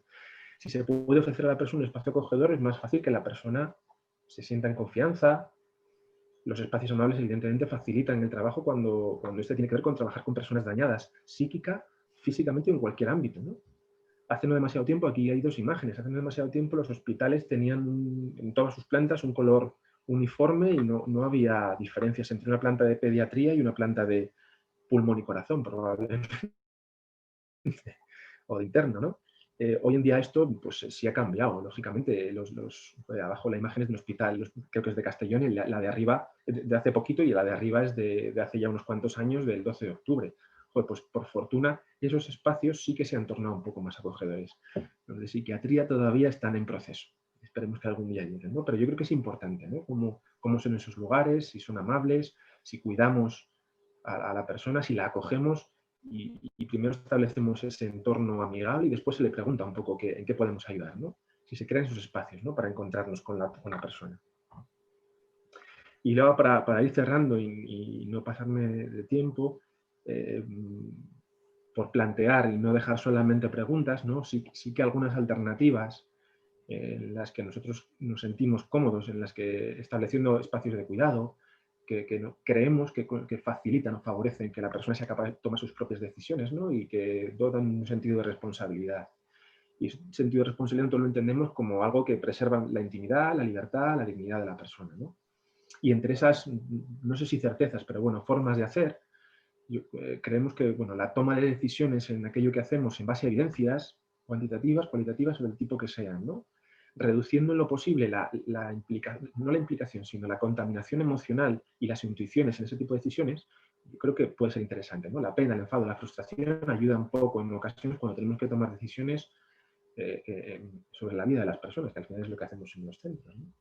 El que seamos capaces de regularnos emocionalmente, el tener espacios de cuidados para los profesionales, ¿no? Yo creo que también es interesante. Igual que los espacios de supervisión técnica nos permiten tener espacios en los que compartir nuestras inquietudes en las intervenciones, y si no tenemos la posibilidad de que se produzca una supervisión técnica externa, pues bueno, tener la posibilidad de hacerlo por categorías profesionales. En nuestros centros trabajamos equipos multidisciplinares y yo creo que nos podamos juntar psicólogos, terapeutas, etcétera, educadores, etcétera, etcétera, siempre enriquece. Yo creo que eso también forma parte de la ética de nuestro trabajo, ¿no? La responsabilidad de hacer todas estas cuestiones, ¿no? si somos capaces de identificar los dilemas de poder y bajarlos a tierra, ¿no? que nos permitan identificarlos para ir con cuidado en esas situaciones, ¿no? Una cartera de servicios ajustada a los pliegos, porque lógicamente nosotros trabajamos con unos pliegos que vienen, en este caso, en Madrid, planteados por la propia Consejería de Servicios Sociales, pero que no debemos olvidar que tienen que estar alineados al propósito de las personas. Y siempre hay que tener un equilibrio, ¿no?, entre la calidad y la cantidad. Es decir, tenemos que ofrecer, lógicamente, ajustándonos a esos pliegos que decíamos, una cartera de servicios en cantidad suficiente, pero con la calidad necesaria para poder conseguir los objetivos que se plantean, ¿no? Y más alternativas, pues bueno, cuando hacemos informes técnicos, pues lo más rigurosos y objetivos posibles, evitando suposiciones, un poco al hilo de lo que antes comentábamos, ¿no?, de la influencia de lo emocional. Hacer partícipe a la persona de su propio proceso más allá de la devolución de objetivos. Nosotros nos sentamos con la persona para devolverle aquello que queremos que consiga y intentamos hacerle partícipe, pero yo creo que eso se queda cojo si solo hiciéramos eso. La participación de la persona desde roles alternativos, es decir, no solamente desde el rol de persona con discapacidad o con un determinado tipo de enfermedad, sino con otros roles distintos. Se me ocurre, hay centros ya desde hace tiempo que vienen trabajando con los propios usuarios y usuarias del centro para que ejerzan la figura de acogida de nuevas personas que se incorporan al centro. Trabajar decisiones anticipadas con las personas que atendemos. Un poco al hilo de lo que comentaba antes Antonio y repito un poco, de preguntarle a la gente cómo quería morir. Lo de las decisiones anticipadas viene a ser algo parecido, vinculado no al fin de la vida, sino más a situaciones de ingresos hospitalarios. ¿Qué quieres que pase si se produce un ingreso? Yo creo que todo eso al final le damos a la persona la oportunidad de decidir sobre su propia vida, ¿no? Yo creo que los objetivos consensuados que planteamos que se le devuelven a la persona nos sirven de encuadre, de hoja de ruta, ¿no? Y eso yo creo que es importante también para que tengamos un ancla, ¿no? Es importante que ese ancla sea flexible en el sentido de que uno sí es debatible, pero nos va a permitir tener un camino a seguir, ¿no? Y luego, ya para finalizar, conocer los sistemas que rodean al otro y aceptar la diversidad. Trabajamos con personas muy diversas, nacionalidades diferentes, situaciones sociales, económicas, culturales distintas, y tenemos que ser capaces de entender y de aceptar todas esas diferencias. ¿Vale? Y luego, para finalizar ya, pues sí, un poco en la línea de lo que venía comentando, el ofrecer productos profesionalizados más allá de que luego podamos hacer pequeñas modificaciones, pero siempre tienen que ser productos profesionalizados, porque yo creo que eso va a redundar en la calidad de lo que hacemos. Y por mi parte nada más. Muchas gracias por la atención. Muchas gracias a vosotros, Carlos, a ti por hacérnoslo llegar y a Ana, a los dos por el trabajo que habéis hecho por detrás. Creo que habréis muchas preguntas, habéis abierto muchas cosas que deberíamos de plantearnos, que nos dan que pensar. Habéis puesto además de relevancia el derecho a la intimidad, no entendida solamente desde lo propio, sino también desde cómo los demás manejan aquello que tienen a nuestro alcance y la importancia y la responsabilidad de los profesionales de los servicios sociales en el respeto ético de esos derechos, que yo creo que es algo que ahora mismo a todos nos preocupa mucho en nuestra labor diaria. Así que, bueno, vamos a abrir el turno de preguntas porque sé que hay cosas pendientes y dejo que los demás sean los que os vayan contando. Os voy a pedir, Antonio, Joan, que por favor conectéis la cámara y el micrófono, lo abráis y voy, si os parece, lanzando las preguntas a los cuatro. Ana también, que estás por ahí, si puedes, si quieres, únete a nosotros y así vais respondiendo a medida que lo vayamos planteando.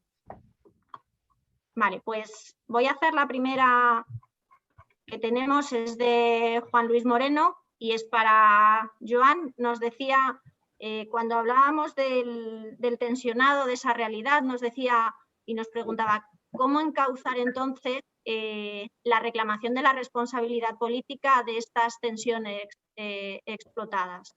¿Cómo crees que podríamos encauzar esa responsabilidad política, ese reclamo de cuál es la parte de responsabilidad que tienen ellos en ese tensionado general que estamos viviendo? Perdón, es que los de filosofía tenemos un problema que es el tema de identificar bien las preguntas. La pregunta sería cómo cómo canalizar las responsabilidades en este caso, de los políticos. ¿De los políticos, has dicho? Sí.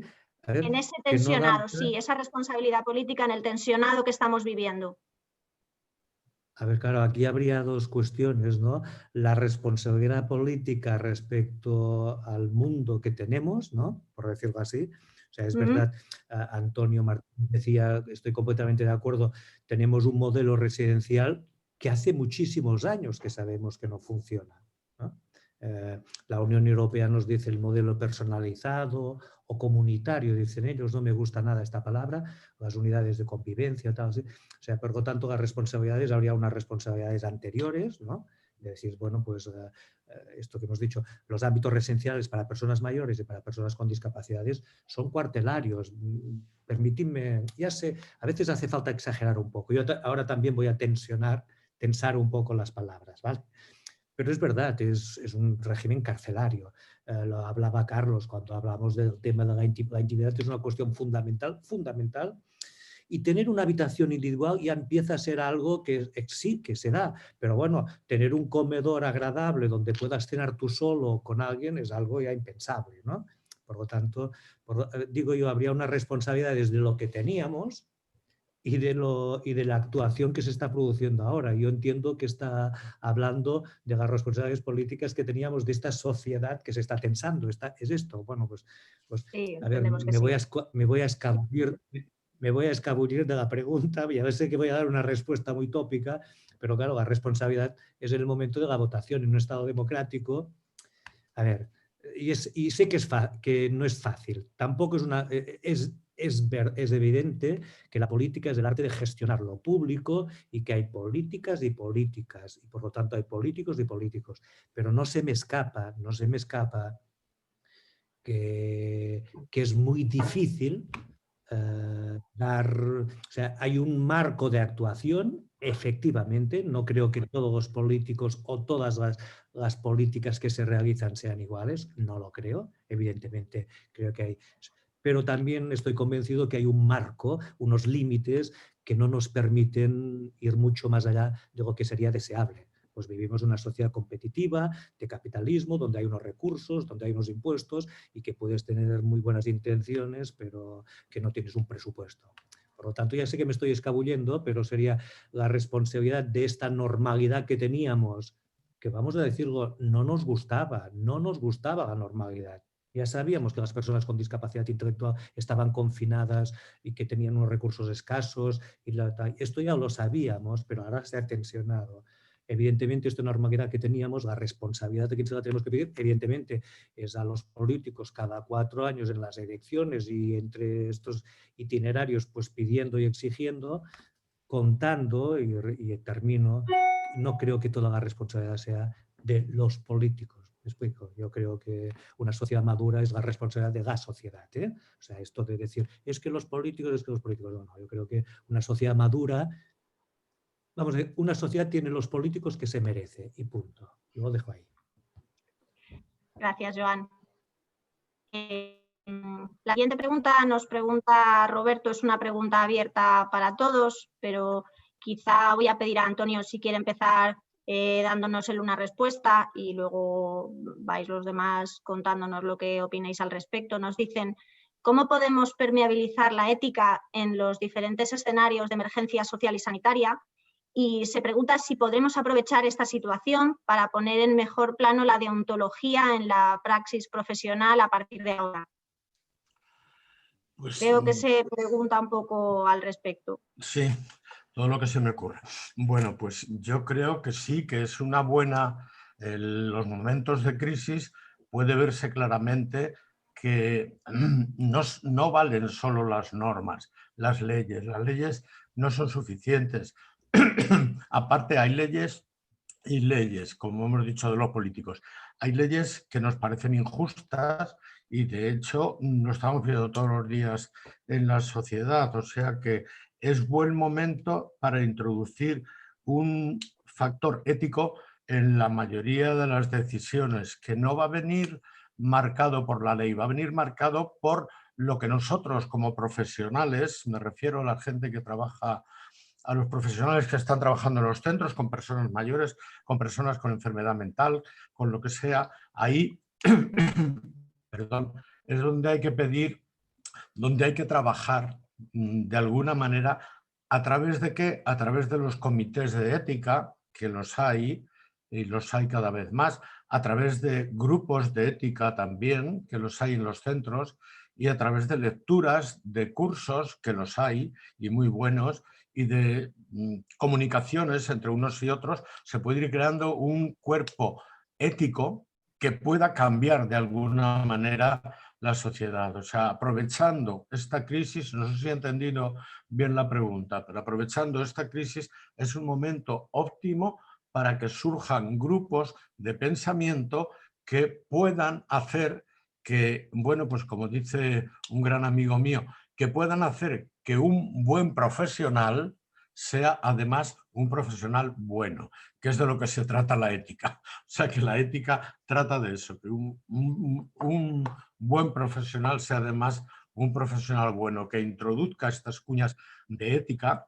ética de la responsabilidad, ética del cuidado, cuidar bien a la persona, no cuidar porque me lo manda el reglamento que me dicta la comunidad de mi zona en concreto. Hacer todo esto, leer, ir a algún curso, comunicar, tener espacios de ética dentro de los centros que ya se tienen en algunas residencias de mayores. Antes que crear un comité de ética, hay grupos de reflexión de ética y se dedican a leer, sacando textos de una revista que les venga bien a ellos, se dedican a ir a algún congreso o alguna jornada y después se hace una especie de informe, conclusión de lo que se ha dicho y se vuelve a repartir entre el grupo que tiene que dinamizar y que tiene que teñir un poco de ética todas las cuestiones que surjan en la residencia. Esto es un trabajo de poco a poco y de día a día, porque no nos va a venir por decreto ley que hay que actuar de forma responsable, que hay que actuar con cercanía en la persona, que hay que actuar como si tú fueras el otro que tienes enfrente, que hay que respetar lo que diga el otro pensando en lo que decidiría el otro. En personas mayores eso es muy corriente. Yo hago esto porque si fuera yo, me gustaría que me lo hicieran así. No, mire, no eres tú, es él. Entonces, él, ¿qué es lo que piensa? ¿Cuál es su rol de vida? ¿Cómo ha sido anteriormente a venir aquí? Que eso se investiga poco. Entonces, con todo eso, tener en cuenta lo que él diría en ese momento. Aunque esté demenciado, aunque haya perdido su capacidad de autogobierno, sabemos perfectamente que un enfermo de Alzheimer le gusta más ponerse un vestido que otro. Y si le damos a elegir, elige, aunque tenga un grado de Alzheimer muy avanzado. Sin embargo, no se hace. Se coge el primero que se ve y se le coloca y punto.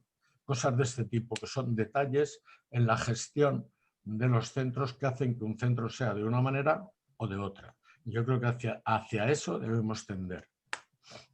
Gracias. Antonio. No sé si... El resto, no sé si queréis aportar algo más sobre la misma pregunta, puesto que era un poco... Hago la siguiente para Ana y para Carlos, nos lo plantea Miguel y nos dice: ¿habéis comprobado las dificultades en la integración laboral de las personas con trastorno mental grave? Y pregunta ¿qué creéis, si creéis que es una tendencia que se va a instalar a raíz de la pandemia, más allá de las dificultades generales que hay habituales para encontrar empleo? Si creéis que esa tendencia, esa dificultad en la integración laboral se va a instalar de forma más firme después de la pandemia. Bueno, pues la realidad con la que nos estamos encontrando es que las propias personas están con resistencias porque fundamentalmente los puestos a los que optan, por desgracia, suelen ser puestos de los denominados esenciales y no sanitarios, ¿eh? Esenciales en cuanto a limpieza, esenciales en cuanto a reponedores o cajeros de supermercado, etcétera, etcétera. Con lo cual han sido puestos que están muy expuestos a una situación complicada ahora mismo. Y lo que sí que estamos encontrando es que las propias personas están decidiendo de forma libre y voluntaria el posponer algunos procesos de búsqueda de empleo ante esta situación. Lo cual, pues bueno, puede extrañarnos más o menos, pero es la realidad con la que nos estamos encontrando. No sé si responde a la pregunta. Vale, mil gracias, Carlos. Tenemos una pregunta también, en este caso es para Antonio Martínez. Nos preguntaba qué alternativa habitacional se plantean para colectivos con discapacidad o con necesidades especiales ante esta nueva situación, y sabiendo que la actual lleva tiempo sin funcionar. Nos lo plantea Fátima. Bueno, pues en primer lugar, lo que se está diciendo a los políticos ya desde hace muchísimo tiempo y no lo hacen es, bueno, tampoco quiero cargar contra los políticos por esto, pero porque a lo mejor les es muy difícil o no es el momento, pero se está pidiendo que se refuerce de manera eficaz y eficiente la ayuda a domicilio. Todo lo que pueda hacerse en el hogar por las personas mayores en el lugar donde viven será bienvenido, será mucho mejor aceptado por la persona mayor que ir a una residencia de manera semi-obligada. Digo semi-obligada porque a la persona mayor le obligan a firmar un papel en donde dice que va voluntariamente, pero todos sabemos que detrás probablemente no exista esa voluntariedad pura como se trata de poner ahí. Voy aquí, dicen, porque no me queda otro remedio, voy porque no tengo hijos y nadie me va a cuidar, voy porque teniendo hijos no están aquí o no quieren cuidarme o cualquier otra cuestión de este tipo. Pero es un sitio donde van ya con muchas reticencias y por lo tanto no va a ser bueno. Entonces la idea es reforzar el hogar, que es donde la gente quiere vivir. La mayor parte de las personas mayores en todas las encuestas nos dicen que quieren seguir viviendo en donde estaban viviendo hasta el final de sus días. Otra cosa es que puedan o no puedan, que sea caro, que sea barato. Todo eso se puede discutir en una mesa aparte, pero esa es la idea general que existe. Por lo tanto, primera medida, reforzar la ayuda a domicilio. Todo lo que se haga en domicilio, bienvenido sea. Segunda, borrar. Yo digo cuando tengo posibilidad, y aquí no lo voy a decir porque queda grabado, pero las residencias grandes, las residencias mastodónticas no valen para atender a las personas. O sea que fallan muchas cosas, la atención debe ser personalizada, no es igual una persona mayor de 80 años con Alzheimer, mujer, con 5 hijas y no sé qué, que la persona mayor de 80 años que viene del medio rural, que tiene otra vida anterior. Hay que tratarlas de manera diferente. Por lo tanto, la atención personalizada y centrada en la persona es importante. Cuando la persona que va a la residencia va con capacidad de autogobierno, que sabe dónde va y lo que quiere y tal, lo que hay que propiciar es que tenga objetivos en la vida, que no es un centro donde va a esperar morirse, que es un centro donde va a vivir los 5, 10, 15 años que le quedan. Si le quedan 2, hay que decirle que le quedan 12, para que ella tenga esos objetivos. Y si no los tiene, hay que propiciárselos, hay que ponérselos ahí, porque muchas personas de las que están en residencias pueden ser voluntarias o voluntarios para acompañar a otra persona mayor que está mucho peor que ellos, aunque sea 1 hora a la semana o 2 horas a la semana, o muchos pueden cuidar a algún niño, probablemente lo pueden hacer muy bien porque tienen experiencia, o muchos pueden ir al hogar a hacer determinadas cuestiones de punto o de lo que sea, o los hombres también pueden hacer punto y hacer cosas para que valgan para la comunidad. O sea, tener objetivos. Si alguien tiene que va a una residencia, normalmente cortan con todo lo anterior. Entonces eso sería una mala práctica. Hay que tender puentes con alguien de la ciudad. Por eso decimos que la residencia debe estar integrada en la ciudad. Ser pequeña, estamos hablando de unidades de convivencia, que a lo mejor la palabra no es acertada, pero la sustancia de lo que son, sí, son unidades de 10, 15 personas como mucho, donde están conviviendo y tienen una serie de servicios comunes que cada uno se va apuntando a alguno de ellos en la medida en que lo necesita. Entonces, el estar en una residencia debe ser un irte conectando conforme pasa el tiempo y disminuyendo tus facultades con servicios que la residencia te presta, pero que no estás obligado a hacer. Por ejemplo, en una residencia tú puedes ir perfectamente a dormir y no quieres nada más. Luego desayunas con un grupo de amigos tuyos que todavía tienes en el centro de la ciudad y que estás encantado con ellos, porque vas a desayunar como hemos dicho, en un comedor enorme donde en ninguna mesa hay ni una margarita puesta y donde todo es anodino y todo es igual todos los días. Pues eso lo harás cuando ya no puedas salir, pero por ahora si puedes salir es mejor que salgas. Es mejor que si eres católico y vas a misa, vayas a la misa de la parroquia donde esté la residencia, que venga un señor retirado a decir allí la misa, pues de aquella manera. Entonces, la idea es esa, centros más pequeños, unidades de convivencia, lo que en Europa llaman, nos podemos meter, cualquiera que tenga interés en ampliar esto, el housing. Tú pones housing, es modos de vivir como en casa. ¿Por qué no te van a dejar llevar un mueble al que tú tienes mucha estima y que te recuerda a tu abuelo que te lo regaló o lo que sea? ¿Por qué no te vas a poder llevar un pájaro que tú tienes en tu casa? ¿Por qué no te vas a poder llevar un perro? Todas estas cosas hay que preguntárselas. Muchas veces es no quiero, porque no quiero. Y te colocan unos muebles horrorosos de madera prensada allí, que no hay Dios que lo resista, y te tienes que aguantar. Y a lo mejor tú tienes una mesilla de noche Luis XV maravillosa en tu casa que no ocupa tanto y te la puedes llevar. Y un reloj estupendo que te regaló no sé quién y lo puedes poner allí. Muchas residencias todavía no te lo permiten eso. Después no vamos a hablar ya de otras cosas, de que hay que trabajar para que el que esté en la residencia esté de forma inclusiva también en la sociedad. Hay miles de cosas que las personas mayores que están en residencias pueden hacer. Por lo tanto, resumiendo, fomentar la ayuda a domicilio, eliminar las macroresidencias o dividirlas en compartimentos, porque no les vamos a poner una bomba. Y todo lo que se haga a partir de ahora, teniendo en cuenta que las personas prefieren estar en su casa y si no les queda más remedio van a ir allí en la última etapa de su vida. Centros muy pequeños con lo más parecido a lo que pueda ser el hogar de cada persona. Gracias, Antonio. De nada. Yo creo que ese modelo que planteas residencial, no solo para mayores, también para personas con trastorno mental grave, es muy acertado. Exactamente igual.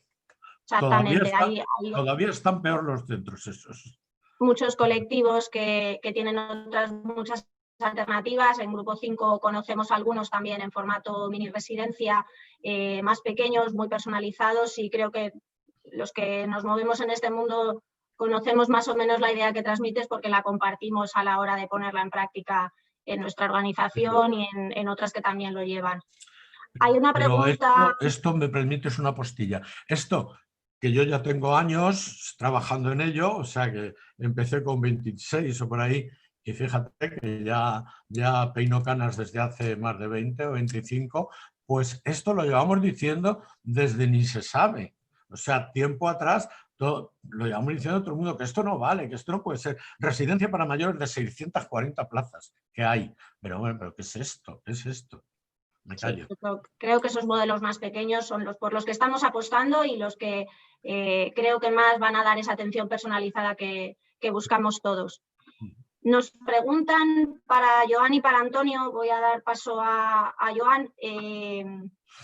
Nos decían que durante estos meses se ha desarrollado una visión del espacio público como algo peligroso, y si crees que eso puede implicar un retroceso en los modelos de intervención, sobre todo cuando están orientados a la inclusión social de las personas vulnerables. Si ese concepto del espacio como peligroso va a hacer que a la hora de cambiar el modelo de intervención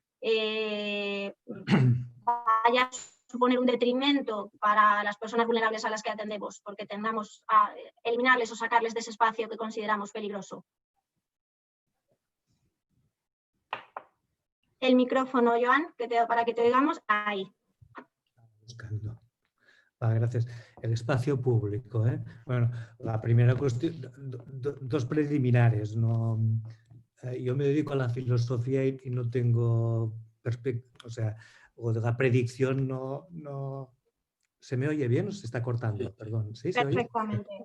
Digo que de la predicción yo no querría entrar en este tema del futuro porque no tengo ninguna bolita y tal, ¿no? Pero bueno, ya que se pide mi opinión, esto ya sería una opinión, o sea, no lo digo porque a veces los filósofos se creen, incluso los propios filósofos, que podemos opinar de todo. ¿Cuál sería mi opinión como persona sobre el futuro? Bueno, la primera cuestión es si la pandemia pasa, que es de esperar que pase, ¿no? Pero no sabemos. No, lo digo porque no sabemos. O sea, hace un año a nadie le era posible o un año y medio pensar esta situación y ahí estamos. Es de esperar, parece que hay indicadores que la ciencia va a dar respuesta apropiada a esto. Vale. Si partimos de esta hipótesis, que la ciencia pueda dar una respuesta adecuada a esto y la pandemia del COVID o del coronavirus sea como como Trump dice, una gripe, que después sea una de nuestras posibles enfermedades anuales, pero que esté controlada, volveríamos, esto que decía, a la normalidad. ¿Vale? En este escenario, si es que es posible, si es que llegamos a este escenario, que no necesariamente esperamos, y hay muchas probabilidades, repito, de que lleguemos a este escenario, pero el futuro es imprevisible. Dos, el segundo preámbulo, yo creo que el peligro, después contestaré la pregunta, el peligro es de ver solo, en esta experiencia que hemos pasado, ver solo lo sanitario, que es absolutamente importante, lo sanitario, ¿vale? Pero no, como he dicho antes, no solamente ha tensionado las cuestiones sanitarias. Sabemos que no solo es un problema sanitario. Ahora Antonio acaba de decir muy bien las residencias de personas mayores. Ya hacía muchos años que decíamos que esto no funcionaba y ahora es evidente. Por lo tanto, no solo es un tema social, sanitario, sino es un tema social. Dentro de lo social, la pregunta es qué pasa con el espacio público, que yo he dicho, bueno, ahora, por decirlo así, no sé si lo he dicho, pero la pregunta dice el espacio público se ve como algo peligroso. No creo yo y lo relaciona con las personas vulnerables, por lo tanto entiendo. A ver, me has dicho que la pregunta sería por las personas no solamente vulnerables, sino distintas, ¿no? En la intervención, sí, en el caso de la intervención con personas vulnerables, ese espacio considerado peligroso. Perdona que la persona que me lo ha preguntado, o sea, entiendo por personas vulnerables, más que vulnerables, entiendo personas o en situación de vulnerabilidad o personas distintas, ¿no?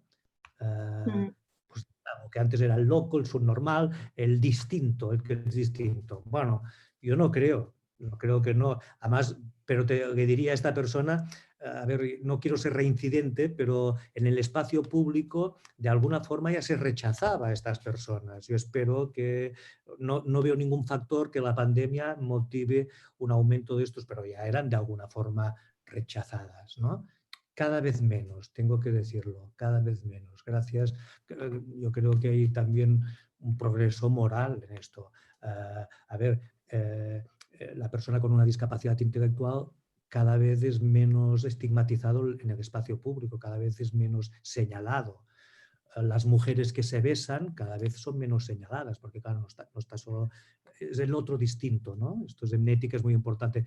Es el que no es como nosotros, el nosotros es un otro que es como nos. Aquí yo normalmente en las clases digo, bueno, el nosotros es muy fácil, porque el nosotros, si le pones un guión después del nos, es otros que son como nos, el prefijo nos, ¿no? En estos no tenemos problema.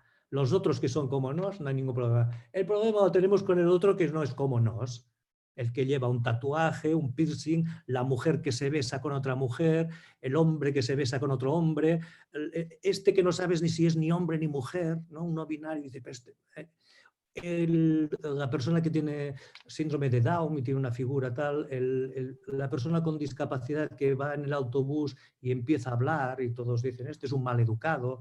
Bueno, la dificultad que tenemos de aceptar al otro que no es como nos en el espacio público. Yo creo que de esto ha habido para progresos y que cada vez el espacio público, el otro que no es como nos, está más aceptado. Pero digo, esto ya estaba antes y no solamente diría la ocupación, el otro que no es como nos en el espacio público, permítame, también habría otras cosas. El espacio público es de los coches, por ejemplo, ¿no? O todo el tema de las manifestaciones, de la utilización. Aquí hay una reflexión muy interesante sobre el espacio público, que es verdad que hay un intento de apropiación de los poderes del espacio público, el tema de las manifestaciones, la gestión del espacio público, y no solamente de apropiación de lo político, de lo políticamente correcto del espacio público, repito, sino también de los coches, que no se habla, pero de espacio público, al menos los parquecitos que nos dejan pasear, están ocupados por los coches. A los niños no se les deja jugar, ¿no? Pero contestando, no tengo una bola de cristal, pero si salimos de la pandemia, espero que salgamos, no creo que tenga en este tema repercusiones, pero igual se me escapa, es algo que no he pensado y agradezco la pregunta porque voy a pensar en ello, ¿eh? Gracias a ti, Joan.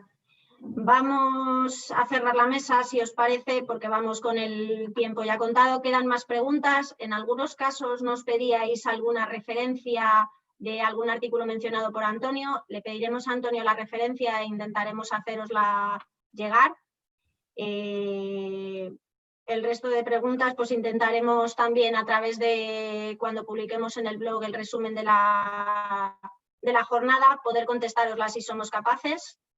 Hemos hablado hoy un poco de ese tensionado de la realidad, de la importancia de proteger a los más vulnerables y cómo han sufrido con el tensionado. Hemos hablado del valor de vida, de la vulnerabilidad de las personas y de que no debe de ser nunca eso un motivo de discriminación, puesto que la salud es un valor básico. Y hemos hablado además también sobre la intimidad y la responsabilidad del sector social y de los profesionales de lo social a la hora de trabajar con esas personas. Entonces, bueno, creo que hemos abierto un montón de preguntas y hemos respondido otras poquitas. Os doy las gracias sobre todo a los ponentes que habéis estado aquí con nosotros, Joan, Antonio, Ana y Carlos, por vuestra presencia, por estar con nosotros y por aportarnos y traernos un poquito de toda vuestra experiencia. Un placer vuestra presencia. Gracias también a todos los que habéis estado al otro lado de la pantalla. Es un privilegio contar con vosotros y abrir este espacio que esperamos poder abrir más veces en el futuro para la ética en la atención social y sociosanitaria. Esperemos que fuera de tiempos de pandemia, si Dios quiere. Os recordamos a todos que desde el Observatorio de Grupo Ética, el Observatorio de Ética de Grupo 5 seguimos trabajando para que la ética sea el eje central de las actuaciones en nuestra labor y que podréis acceder a la grabación completa de la sesión tanto en YouTube como a través de nuestros canales de redes sociales y en la web www.grupo5.net. Además, os recuerdo, tenemos 2 nuevas jornadas en los próximos meses. La primera, el impacto de la COVID en la salud mental. Y la segunda, encuentro latinoamericano contra el estigma, impulsado por la Cátedra de la UCM y Grupo 5 contra el estigma. Y sin más, me despido y voy a cerrar la jornada con un vídeo, que es el vídeo 321, Acción, Momentos de Vida, que quizá plasma de forma gráfica la importancia que tienen para nosotros, en Grupo 5, las personas de los colectivos vulnerables a las que atendemos, y la pasión, la dedicación y la emoción que rodea todo nuestro trabajo. Os doy las gracias a todos y os esperamos en la próxima. Hasta luego.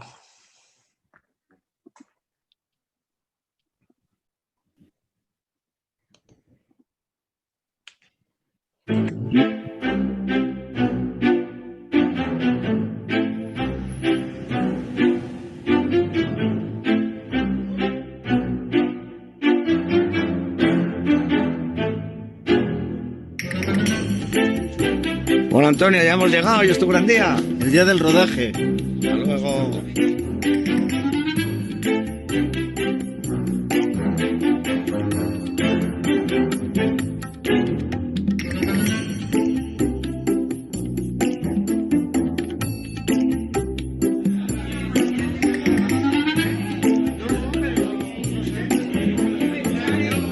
Cuando entré hace ya 5 años casi no podía ni hablar. ¿En qué centro estás? En el Servicio de Educación Social del Ayuntamiento de Madrid. Trabajo con familias en situaciones difíciles. ¿Y tú qué tal en Navarra? Fenomenal. El cambio ha sido brutal y la verdad es que me veo con mucho futuro es lo que vamos viendo en las personas que acuden a los centros de salud mental. Es que la labor que realizáis con nuestros familiares aquí es realmente impresionante. Pues muchas gracias, pero lo hacemos con mucho gusto. ¿Y tú realmente qué haces aquí? Soy maestra de educación infantil, trabajo con niños y niñas. ¿Y qué tal con ellos? Aprendiendo constantemente, es lo mejor que puedo hacer en mi vida. Momentos de vida, de mucha vida. Eso es lo que nos dan estos profesionales. Nosotros estamos muy contentos con Grupo 5 CIAN, con la dirección, los neurorehabilitadores, los auxiliares, todo el equipo. Y que somos equipos grandes, ¿eh? Y ha venido gente de toda España, de Sevilla, de Extremadura, de Navarra, de todos lados. Hablando de equipo, ya estamos todos. Venga, se acabó la cháchara. Los del primer turno, a maquillaje. Venga, chicos.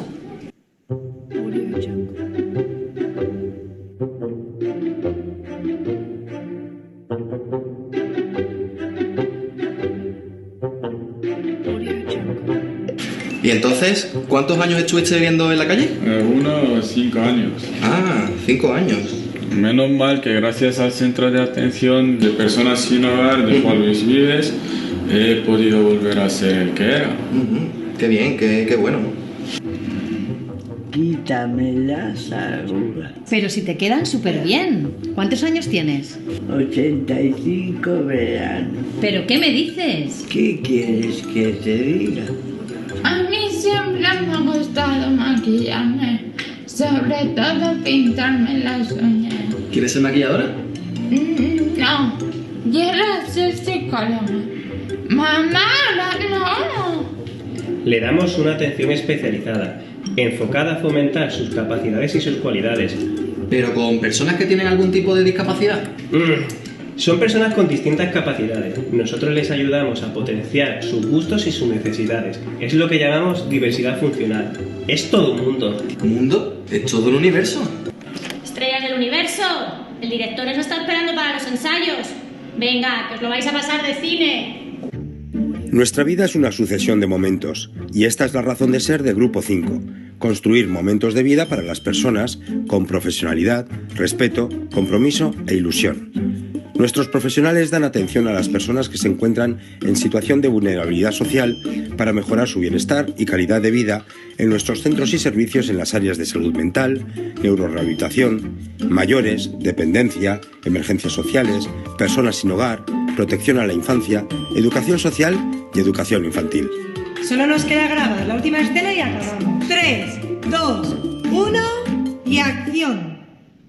En Grupo 5 todos somos protagonistas de una película que escribimos día a día. ¡Momentos de vida! ¡Corten!